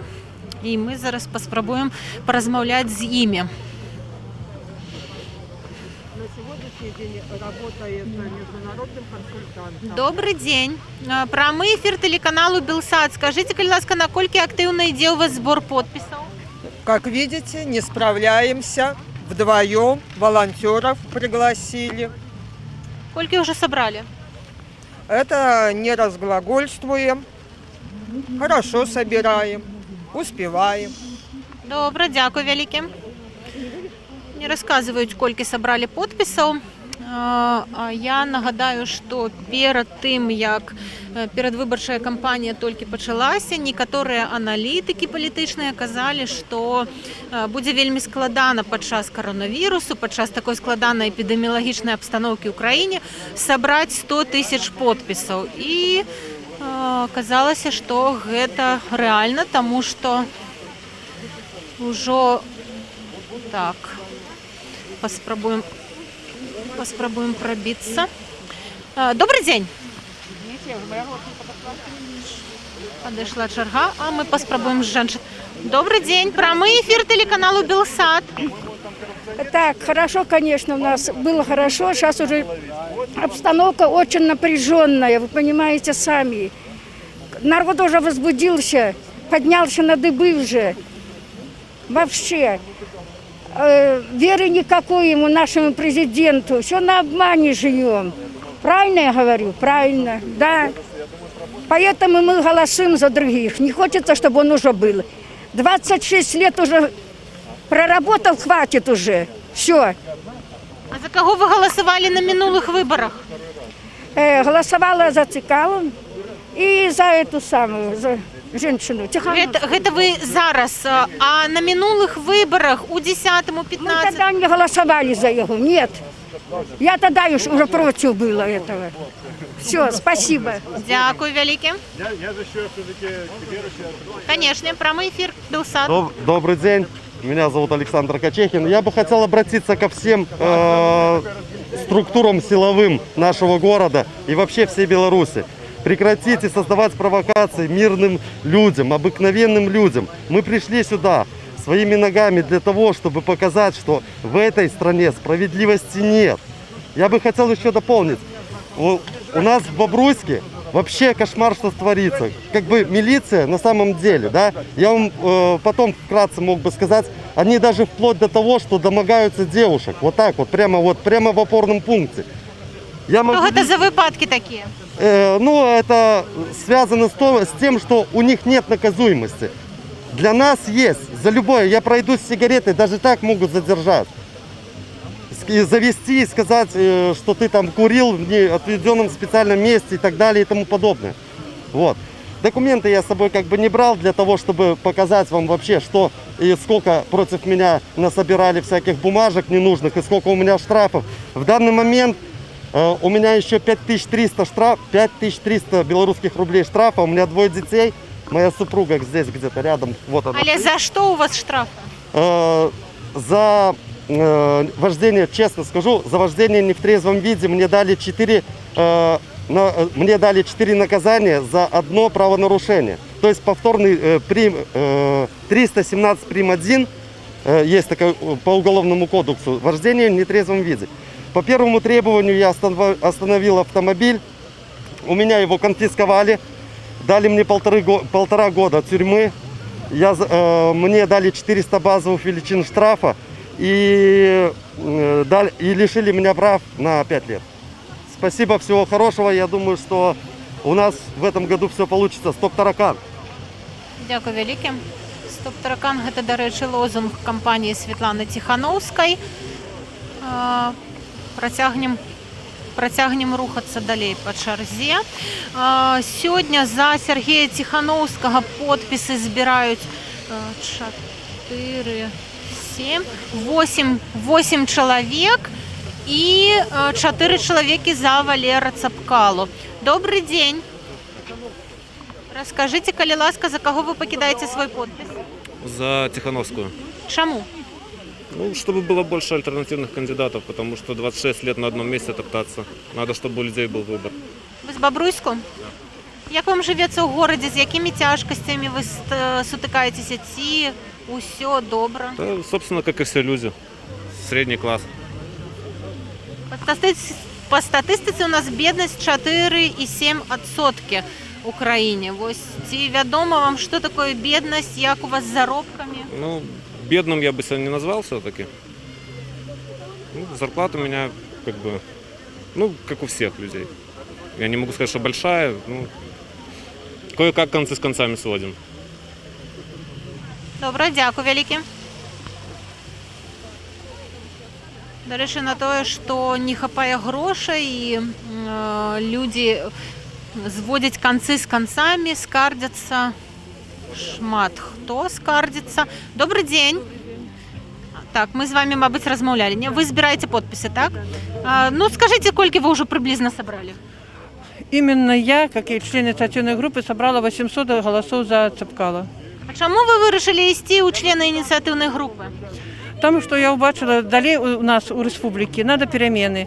Уже більше терпіти нема. У мене 2 сини, які не можуть знайти роботу. Один сын, который прославился на всю республику. И он працует официантом у Минска за 52 рубля.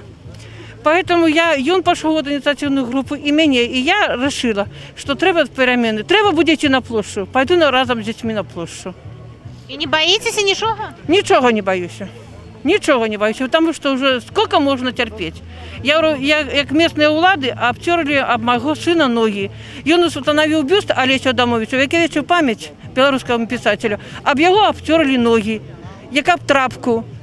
Даже спасибо не сказали. И теперь они присвоивают это, что это сделали местные улады, установили этот помник. Поэтому я пойду на все. Разом с детьми пойду на площадь и не побоюсь. Дякую вам велике. Ось така активна позиція одної з тих, хто збирає підписи за Валерію Цепкало. Добрий день. Прямий ефір телеканалу Белсат. Скажите, коли ласка, вы за Светлану Тихановскую, так? Да. Лети, може у нас женщина керовать краиной? Я считаю, что может разницы нет, мужчина или женщина. Александр Лукашенко сказал, что Конституция у нас не под женщину. Я не согласна. Наша семья не согласна. Ви як жихари Бобруйську, з якими тяжкостями стикаєтеся, ті просто живеться? Нам не просто живется. У нас семья 4 человека, нам не хватает на жизнь нашего заработка. Ёсць інфармацыя пра тое, што на людзей, якія на дзяржаўных прадпрыемствах на людзей ціснуць і заставляюць ставіць подпіс за Александра Лукашенко. Вось, магчыма, вы нешта такое чулі, ведаеце? Я слышала такое неоднократно тоже. Дякую вам вялікі. Сем'і з дзецьмі, людзі сталага ўзросту. Добрый дзень. Прамы эфір телеканалу Белсат. Скажите, калі ласка, якіх зменаў вы б хацелі? Лепших. Одно слово. Лепших. А конкретно? Ну, чтобы жизнь была лучше. Чтобы люди зарабатывали больше. Чтобы мы были свободнее. Вы на пенсии? Конечно. Хапае пенсии? Хапае. Ну, у меня рабочая пенсия. Но я ще працюю по-білоруську кажучи. Дякую вам велике.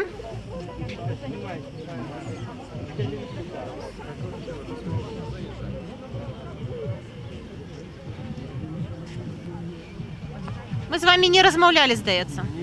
Добрый день. Прамы эфир телеканалу Белсат. Скажите, коли ласка, вы стоите таку баку, ни у якую чергу не стали? Потому что дня 4 назад на бане собирали, мы уже расписались, мы просто пришли поприсутствовать, потому что где-то придерживаемся того же мнения. Если человек выберет себя опять, у меня есть возможность, я здесь жить не буду в этой стране.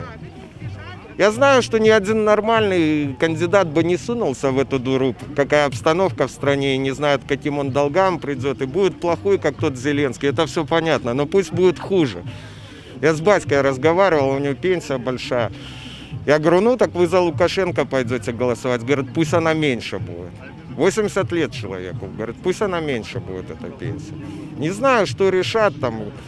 Выходить, но нельзя, чтобы он выбрался. Я думаю, в следующем году этого уже не будет. У людей опустятся руки. Я просто, когда в Минске первый стрим был 24-го, вот просто включил и смотрел, думаю, по количеству будет все понятно. Когда в первые часы как-то маловато было, я думаю, ничего не будет.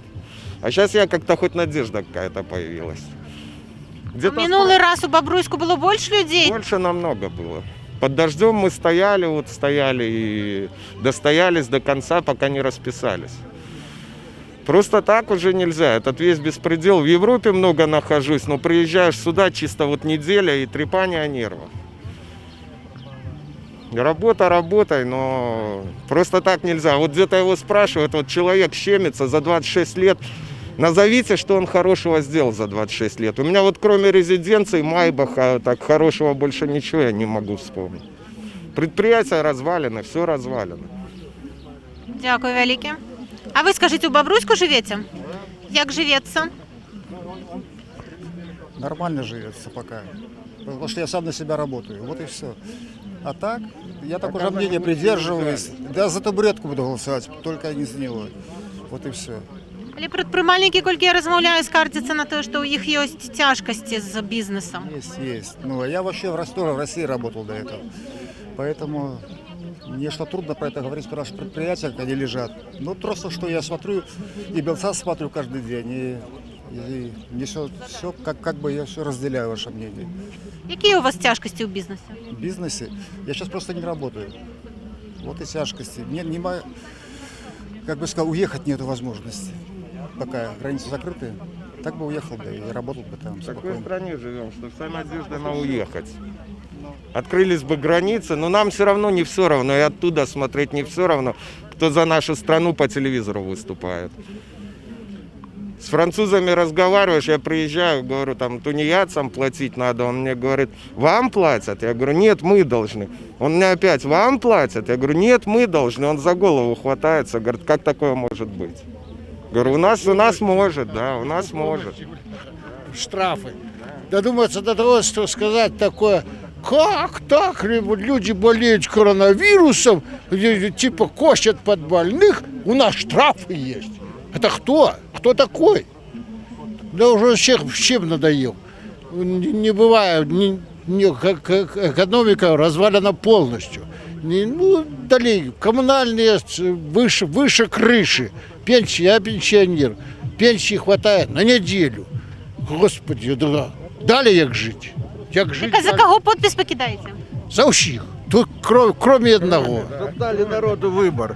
Щоб у народу був вибір. Я записався за всіх. Пусть народ вибирає. А на минулых выборах за кого покидали свой голос? Я сначала первый раз я проголосовал за Лукашенко, а сейчас не знаю, как бы он ушел. Потому что уже нельзя так к народу относиться как к быдлу. Вообще его не считают за человека наша власть. Але у Некуда обратиться с жалобой, некому абсолютно. Правда, как бы материальные такие вот еще можно, там как-то еще решается.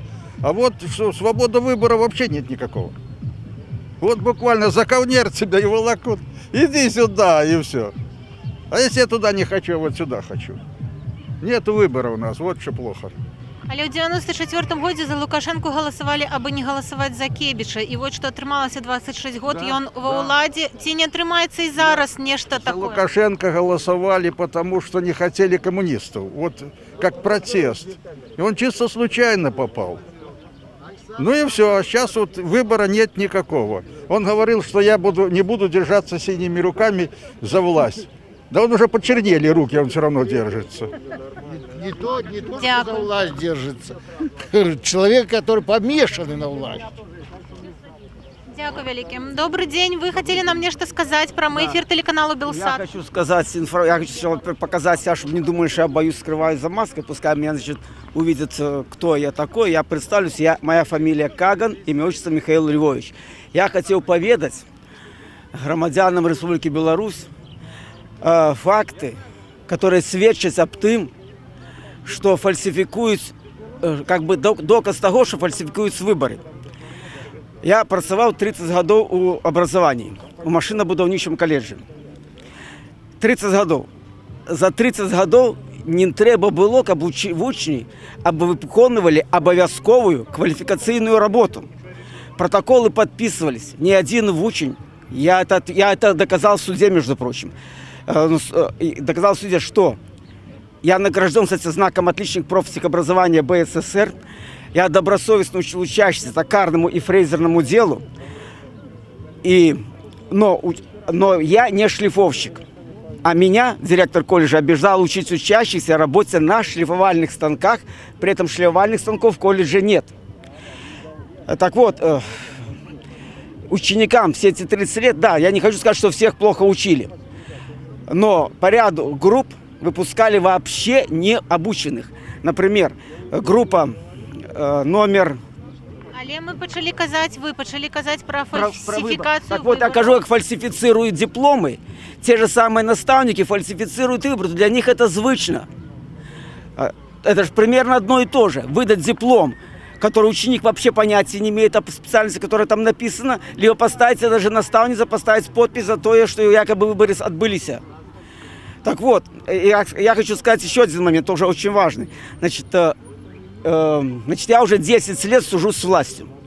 Значит, в 2010 году меня директор колледжа обязал учиться учащаться на шлифовальных станках, без шлифовальных станков, при этом понятия не имею, как шлифовать. То есть в мою задачу входило выставлять выдуманные оценки за якобы выполненные учащиеся работы. И я тут думаю, я тут дурку гоню со шлифовщиками, а за стенкой учат группу номер 6 электриков, которая набрана целевым набором в рамках подготовки кадров для ядерной энергетики Республики Беларусь. Группу набрали в 2009 году, выпустили в 2012 году. И вот, я тут дурку со шлифовщиками гоню, я стал смотреть, как учат атомщиков. Они на уроках працовного навчання либо убирали снег с территории колледжа, либо пыль на лампах, либо іншие роботи не по плану урока. Я за 5 хвилин до урока працовного навчання подошел до майстра и пытаюсь его: Кирилл, какая тема урока у твоих атомщиков? Ответ: я сам не ведаю тему урока. Я говорю, чему? А еще нема программы, чему их учить. Я ему говорю, ты ж повинен после уроков у журнал тему записать и отзнаки по ней выставить.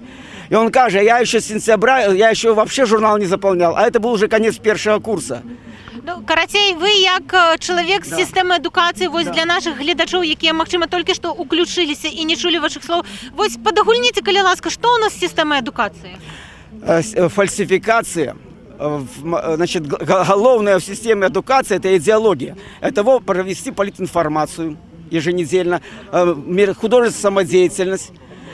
Приезжают с облуправления ежегодно проверять комиссия, большая комиссия приезжает и смотрит, как навченцы выходят, с какой ноги они выходят, под какую музыку они выходят. И это все подробно обсуждалось. А як їх вчать професії, это никого не цікавило. Бо квалификационную работу выполнять не треба было. И еще я хочу сказать, что выпускали, допустим, группа. Я конкретно был на этой группе, типа как куратор.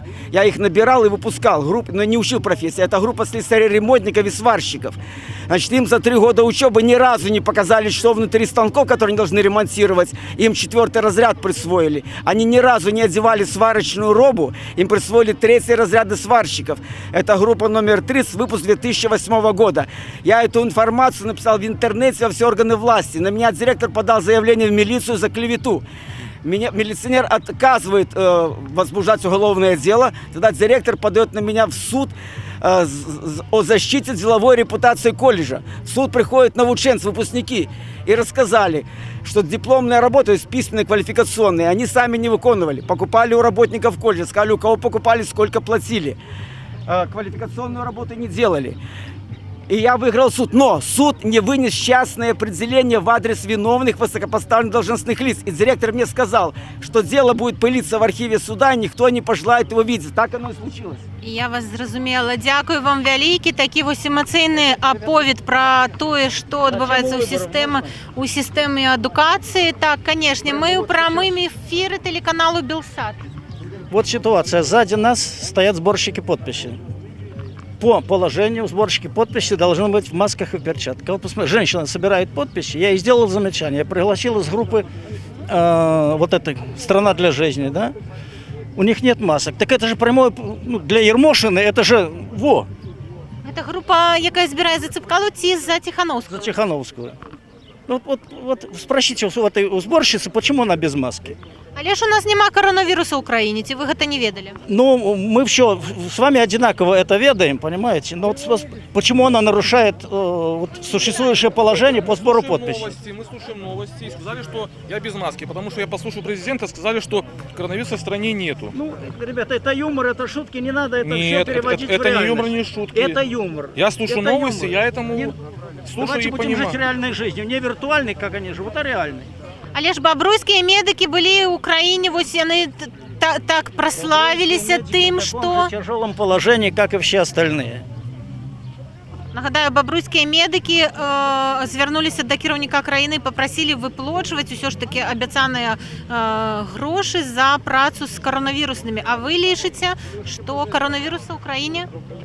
Так, по новостям говорят, что коронавируса нету, но фактор это другой совсем, потому что у меня куча знакомых в Беларуси, которые вот у меня знакомый в Гомеле, сейчас лежит в больнице, получается. Его жена на фабрике работала, вот они вдвоем в больнице, потому что полфабрики заболела коронавирусом, это инфекция. Просто... На какой фабрике?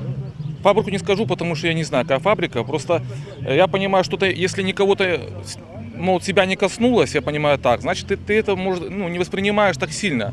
А если как кого-то касается, ты уже начинаешь бить тревогу, потому что на самом деле он есть. И на тему сегодняшнюю хочется пару слов, буквально быстро. Не все пенсионеры, которые вот осталось там 1,5-2 года до пенсии, массово тоже и боятся, может, слово сказать, да, потому что думают, что вот нам бы доработать, люди старой закалки, вот как мы живем. 300 рублей пенсия, 200 рублей пенсия, нам эта власть проживем. Но сейчас нужно массово подумать о дальнейшем, о детях, о внуках, их дальнейшая жизнь, как они дальше будут жить. Потому что я бы первоначально сейчас бы собрал бы массово больше, чем полбеларуси пенсионеров, если была возможность, отвез бы в страны европейские, самое ближайшее, ту же Польшу. Как раньше Польша жила тех годов 90-х, как она живет сейчас. Почему-то из всех стран, вернее, из Беларуси только все идут в другие страны закупаться продуктами и тому подобное, даже строительными материалами. В ту же Польшу, ту же Россию, ту же Украину. Никто в Беларусь не ездит закупаться ничего, потому что в другой стране зарплата выше в 2 раза, чем в Беларуси. И цены ниже, 2 раза цена ниже, чем, к примеру, тоже в Беларуси. Человек может позволить. В любых странах европейских пенсионеры, тоже, например, в стране Германии, они в выходные собрались, толпу пенсионеров, сели в автобус туристический, поехали кататься по горам, по всем. У нас пенсионеры куда? На огород, потому что знают, что себя нужно прокормить и прокормить своих детей и внуков, что-то надо вырастить. Потому что цены в магазине сегодня стоят 70 копеек морковка, завтра будет стоить рубль 20. Нет уверенности, нет никакой стабильности. Поэтому всем нужно что-то говорить, нужно менять, потому что столько времени проходит, мы стоим на месте, все страны кругом развиваются во всем. И в технике, и во всем. То есть у нас как живем, так и живем. Дякую вам велике. Поэтому, чтобы... Ви жихари Бобруйську? Ці згодні з гэтымі словамі наконт таго, што прадпрыемствы не працуюць і складана жыць? Согласен, конечно. Отчасти я объясню, что я изнутри их многие видел. И эту всю прогнившую систему, вот как работал в надзорных органах в свое время. Кстати, меня уволили оттуда за того, что не пошел на выборы дежурить по статье. Расскажите, что? Расскажите подробнее, что это за ситуация. Это ситуация, где я призвал руководство наших органов действовать в соответствии с законодательством, с трудовым, где должно было быть возмещено, скажем так, работа в свой законный выходной день. Они отказались сделать этот приказ. Все, я не пошел без приказа на работу, меня уволили по статье за прогул в свой законный выходной день. Поэтому это сплошь и рядом здесь все. Я честно скажу, что в целом даже профессия, не среди здесь присутствует милиция, она в сути, в корне в своей благородная. На самом деле, если бы они делали то, что они должны были делать. Они держали на своих плечах эту незаконную, паразитирующую власть. Понимаете, страна превратилась для него в игрушку, адаптированную исключительно под него и его приспешников, тех, на ком держится эта власть. Конечно, хотелось бы что-то поменять, я бы там поставил палатку одну против него, понимаете? Попробовать. В народе ходят разные, понимаете, а кто лучше, а может быть будет, а может не будет. Вы когда болеете, вы к врачу идете, он может вас и не вылечить. Но вы же идете, пытаться надо что-то делать, поэтому однозначно эту власть нужно менять и дать кому-то что-то попробовать. Белсат. А ці бачили вы где-нибудь палатку за Александра Лукашенко? Не видел, нет. Я думаю, что эта палатка, она находится на Минской, там, где силовые структуры. Вот там будут за него. Да, внутри в здании будет эта палатка. Это палатка исполком. То есть исключительно те, кто кушает с этой власти, паразитируя на населении, которое действительно пытается не то, что тут помощи просить, чтобы не мешали даже где-то заработать. Поэтому однозначно нужно менять Белсат. Отдельно хочу сказать вам спасибо за вашу работу сложную. Всем тем, кто говорит на Белсат, сидят в Польше или еще. Во всяком случае, вы имеете возможность вещать. Потому что еще не столько прижаты, не столько закрыты. Поэтому огромное спасибо за информацию. Всегда следим, всегда смотрим. Можно вас обнять? Нельзя? Дякую вам велике. Всього найлепшого. Так, працягнем размаўляць. Не могу сказаць, што чарга тут уражвае, так як гэта было на мінулых пікетах, але людзі кажуць, што у мінулы раз у Бабруйску людзей было ўсё роўна значна больш, чым зараз. Магчыма, гэта звязана з тым, што час працоўны. А у нас только один человек. Это госслужащий. Нет, он слуга вам. Добрый день. Прямой эфир телеканала Белсат. За кого подпись покидаете? Против кого? Супроть кого? Я за Тихановскую. За страну для жизни. Чому менавіта яна? У нас частенько было такое, что жалеют и поддерживают незаслуженно обиженных. А сейчас, если можно, отверните камеру. Дякую велике. Стоп. Извините, камеру не надо? Я так скажу. Понимаете, тут товарищ, который... Але справа ў тым, што калі вы мне кажаце, нас усё роўно чуюць. Хорошо. Значит, товарищ, который стоит, я смотрел его биографию, и я служил примерно в то же время. Давайте, я вибачаюся, ці ми розмовляємо все ж таки у присутності камери, тому що чувати усе роўно, те, що ви кажете. Тогда плохо. Тады, вибачайте. Добрий день. Ви за Тихановську, чому менавіта за яе? Ну, подобається. Просто. Бачите жанчыну кіраўніком Беларусі? Конечно. Да. Ви з Бобруйську? Бобруйську. Як вам живеться? Не вельми. Хочется, чтобы лучше было. Не, ну президент же сдержал слово по 500. Ну только рублев. Рублёво, именно рублёво. Основная тяжкость гэта тое, што грошай не хапае? Конечно, да. Дякую вялікі.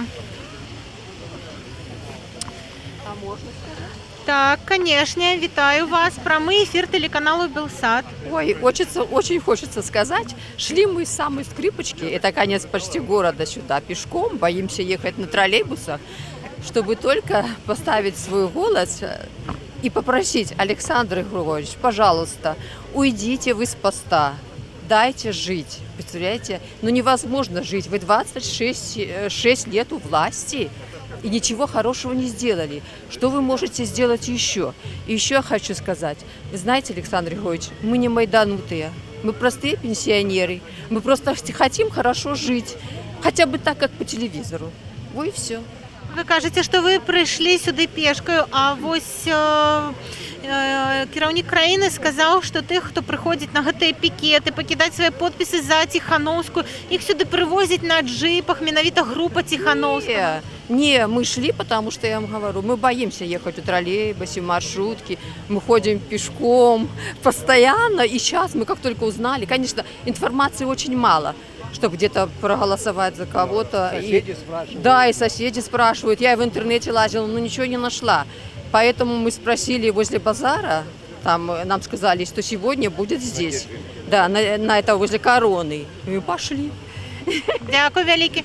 Максима, вы ведаете, где у вас в городе за Александра Лукашенко можно подпись покинуть? О, я не знаю, даже нигде нету. По-видимому, на предприятиях собирают на это. Я хочу сказать, что мы с Прибалтики приехали с женой.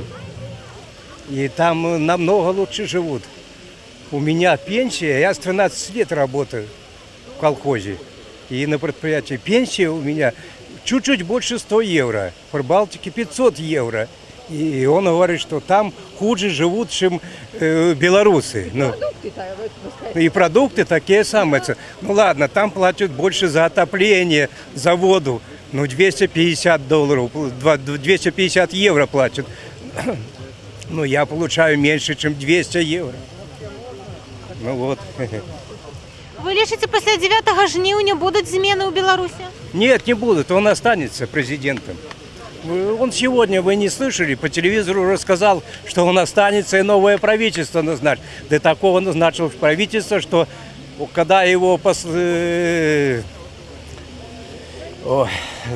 руку сломал он, когда его назначили выше руководителя. Забыл фамилию, я сейчас не могу вспомнить фамилию, но он помощник будет премьер-министра.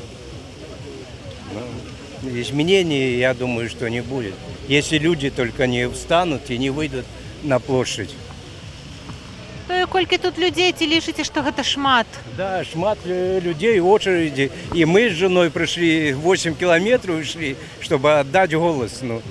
Было бы больше информации, случайно Да. узнал, нигде информации не было. А так бы было больше, понимаете, намного. Люди спрашивают. И поэтому мы простые люди. И я вот могу одно сказать. Я стою где-то в очереди у поликлиники, где-то в магазинах. И вы знаете, народ просто никто за него не голосует. Откуда такие проценты? Все, понимаете, как только тронешь эту тему, сразу это вот прямо все кричат: нет, Лукашенко нет. А откуда все вот это берется? Представляете, люди готовы на все идти, чтобы какие-то перемены были. Уже что-то, пускай хуже, лучше, ну перемены, хотят перемен. Дякую вялікі. Люди хочуць пераменаў. Я нагадаю, што днямі беларускім СМІ забаранілі праводзіць опросы па палітычных пытаннях.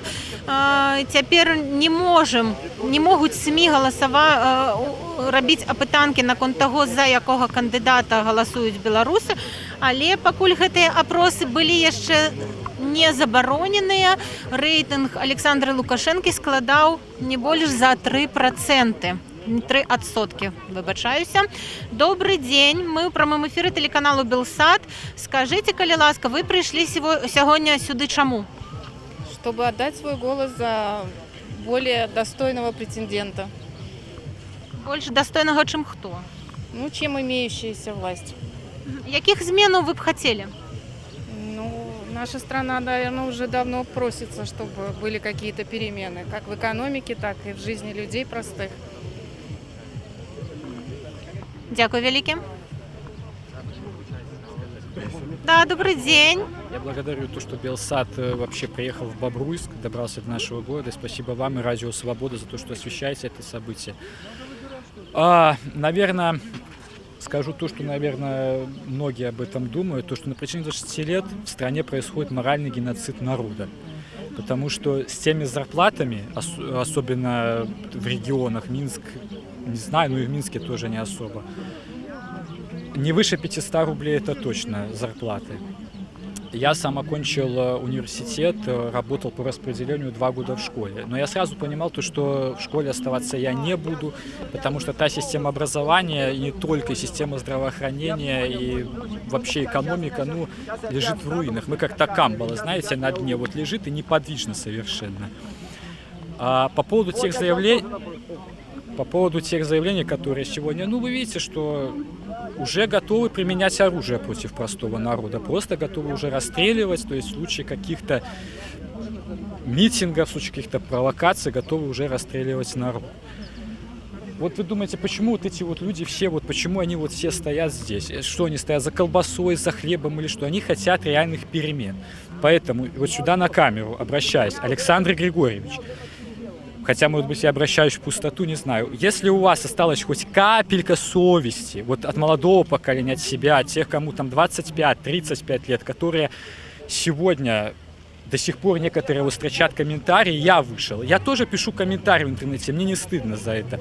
Но я вышел сюда, чтобы отдать свой голос за альтернативных кандидатов. В воскресенье здесь приезжал Валерий Цепкало, я за него отдал свой голос. Вот сейчас за Светлану Тихановскую. Я знаю, что сегодня и в эти дни в городе также еще пикет собирает подписи Виктора Бабарика. Тоже поеду и поставлю его подпись, потому что реально люди уже доведены до кипения. Ситуация в стране стала слишком токсичной. Поэтому уйдите в отставку. У народа белорусского, я так вот просто рассчитал лично, буквально полгода, потому что если сейчас и в течение после выборов 2-3 месяцев ничего не поменяется, люди моего возраста, 25-30 лет, они просто соберут чемоданы и пойдут на заработки в Польшу, в Россию, в Латвию, Литву. И все, кто здесь останется после нас? Наши родители, они, понимаете, в чем дело, они руководствуются принципом, им, в принципе, дожить бы хотя бы до старости. А мы хотим развиваться, чтобы у нас была развитая страна. Я общаюсь с людьми, я был в школе, когда работал учителем. Вот это мейнстрим, который здесь, там Сергей. Особенно хотелось бы, конечно, Сергею поддержку оказать какую-то. Я бы хотел, чтобы как-то люди, может быть, в конце, когда дня собрались, сфотографировались, не знаю, какой-то призыв, что мы за Сергея, что мы за Светлану, потому что то, что в эти минуты происходит у него в офисе, то, что происходило на даче, это дурдом. Нашли $900 тысяч. А почему не миллион? Почему не нашли миллиард, а именно 900 тысяч? 2 оперативные группы приехало. Почему только 3-я нашла? Вы не задумывались об этом? Это просто настоящий геноцид народа происходит. Маленькие зарплаты, не за что купить. У людей кредиты на квартиру, кредиты на машину, на мебель, на бытовую технику, на коммуналку. Плюс еще нужно одеться, обуться. Плюс еще нужно накормить детей. Где это взять? Надо минимум 1000 не рублей, а $1000, чтобы была. Вы поймите. И то, что Сергей проехал по регионам, это мне знакомо, я сам с района. То есть там вот эти вот колхозы, они совершенно нефункционабельны. Где фермерское хозяйство, так называемое? Почему 26 лет оно не развивается? Почему эти склады забиты тракторами? Куда это уходит? Куда уходят наши налоги? И в конце я также хотел бы обратиться к тем людям, которые до сих пор вот думают, что это хихи-ха-ха. Это не хихи-ха-ха. Это выйдите из интернета, выйдите из Инстаграма, выйдите сюда, поставьте свою подпись, вот так вот на камеру выскажите, не бойтесь, потому что все боятся каких-то последствий. Ну хорошо, дадут 15 суток, дадут там штрафа. Работу потерять, неужели работы, что ли, нету в стране больше? Дякую вам велике. Ось така цікава і активна думка. Ви підтримуєте? Да, я полностью обеими руками за.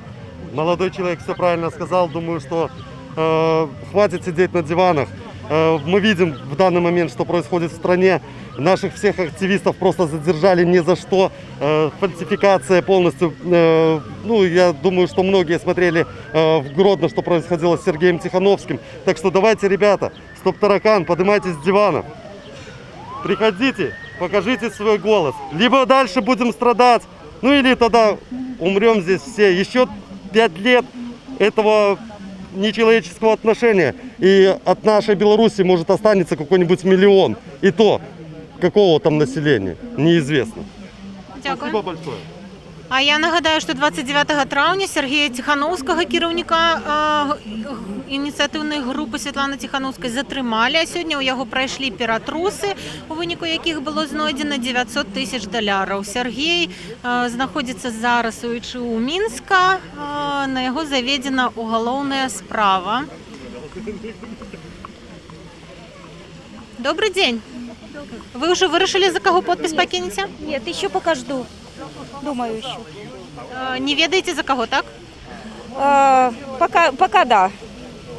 Дякую вам велике. Ось есть люди, які яшчэ не вырашылі, за кого покидать свой подпись. А я б хотела запытать у моладзі наконт таго, што сказаў нам малады чалавек. Ён не першы выказаў гэтую думку, што калі ў краіне з 9 жніўня не будуць змены, то маладыя людзі будуць вымушаны з'язджаць туды, дзе лепш.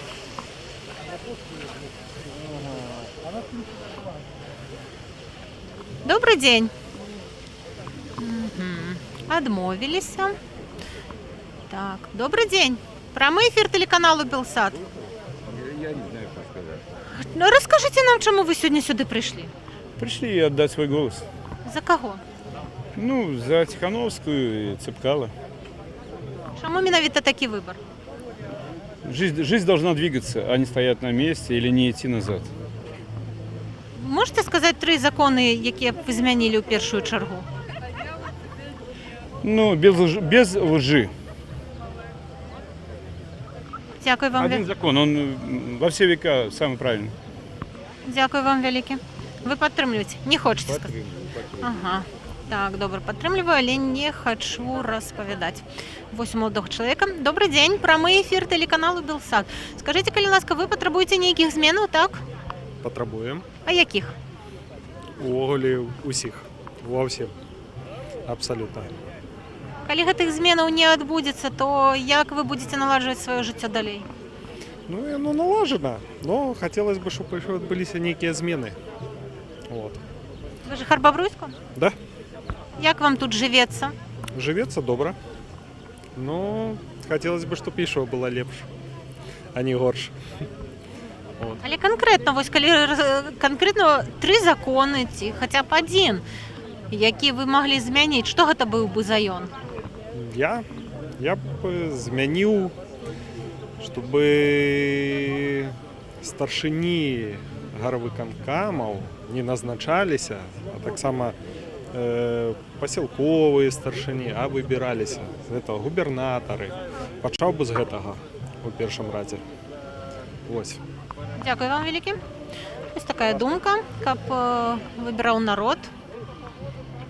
Ось збирають підписи. Добрий день. За кого ви збираєте підписи? За Валерия Цепкала. Чому менавіта тут, а не за столом? Чтобы очередь разгрузить.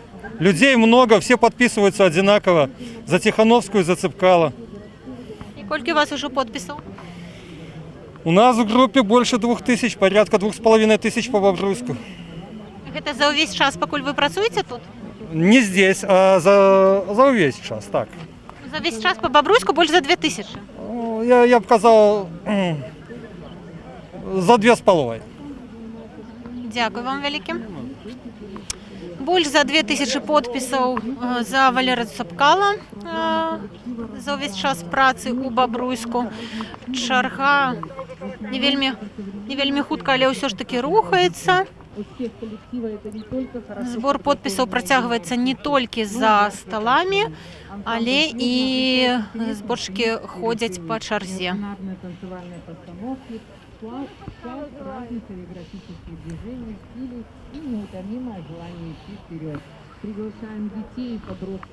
А я нагадаю, що ми знаходимося у навпростовому ефірі телеканалу Белсат. Сьогодні ми приїхали у Бобруйськ. Тут відбувається традиційний пікет за збор підписів за вилучення кандидатки у президенти Світлани Тихановської.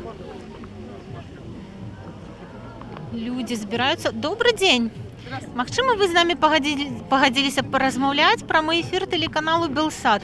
Скажите, вось вы прыйшлі сюды, вам, здаецца, не вельмі проста, але вы будете стаять ради чаго, дзеля чаго?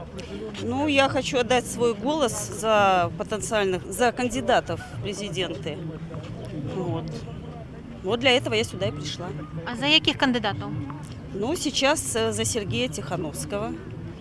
Но я знаю, что...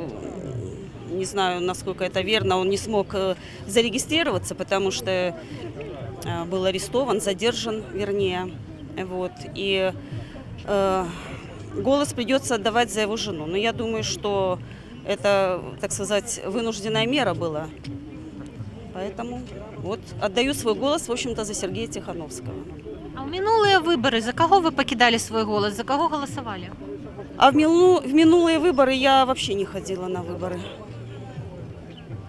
Потому что у меня как-то нет веры, что все это было по-честному, так скажем. А теперь верите, что это будет по-честному? Сомневаюсь. Как говорится, делай, что должное, будь что будет. А вообще сомнения большие у меня, конечно. Возможно, все это театр, спектакль, но я не знаю, жизнь покажет. Дякую вам велике. Хотелось бы, конечно, чтобы были изменения в нашей власти. Уже хотя бы действовало правило, что не больше 2 сроков. Наверное, история, в общем-то, подтвердила правильность такого закона. Дякую велике. Не больше за 2 сроки. Люди потребують, каб быў кандидат у президенты. Президент не больше за 2 сроки, вибачаюся. Я нагадаю, так, ми у Бобруйску. Добрий день. Прямий ефір телеканалу Белсат. Як вам живеться у Бобруйску?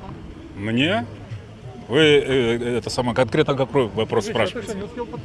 Я хочу запитати, ці просто живеться звичайним людям, ці є якісь складаності. Ось ви... Конечно, я работаю всю жизнь в России.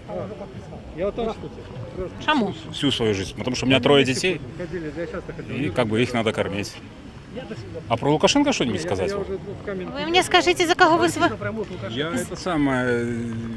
никогда адекватно на его речи не мог смотреть. А теперь я считаю, что человек не совсем адекватный. Больше ничего не скажу. Дякую велике. А вы за кого свой подпись покидаете? Как вы думаете? За кого угодно. За муравья, я не знаю. За всех. Лишь бы этого черта убрать оттуда сверху. Надоел. Уже надоел. Как горько редька. Дякую вам велике. Ці вірите, що будуть зміни після 9 жнивня? Так они уже наступили. Видите, сколько людей пришло.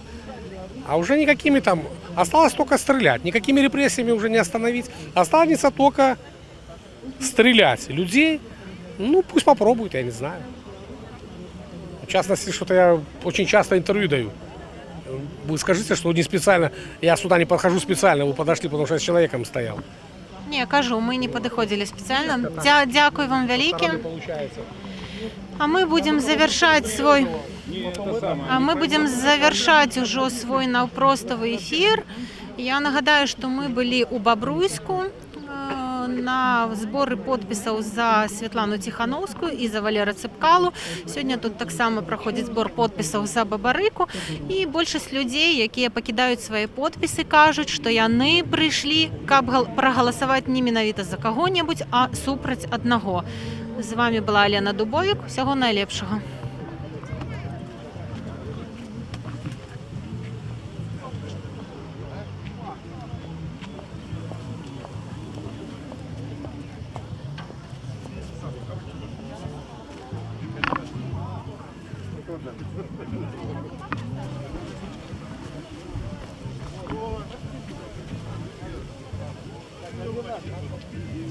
Потом созвонюсь, постой.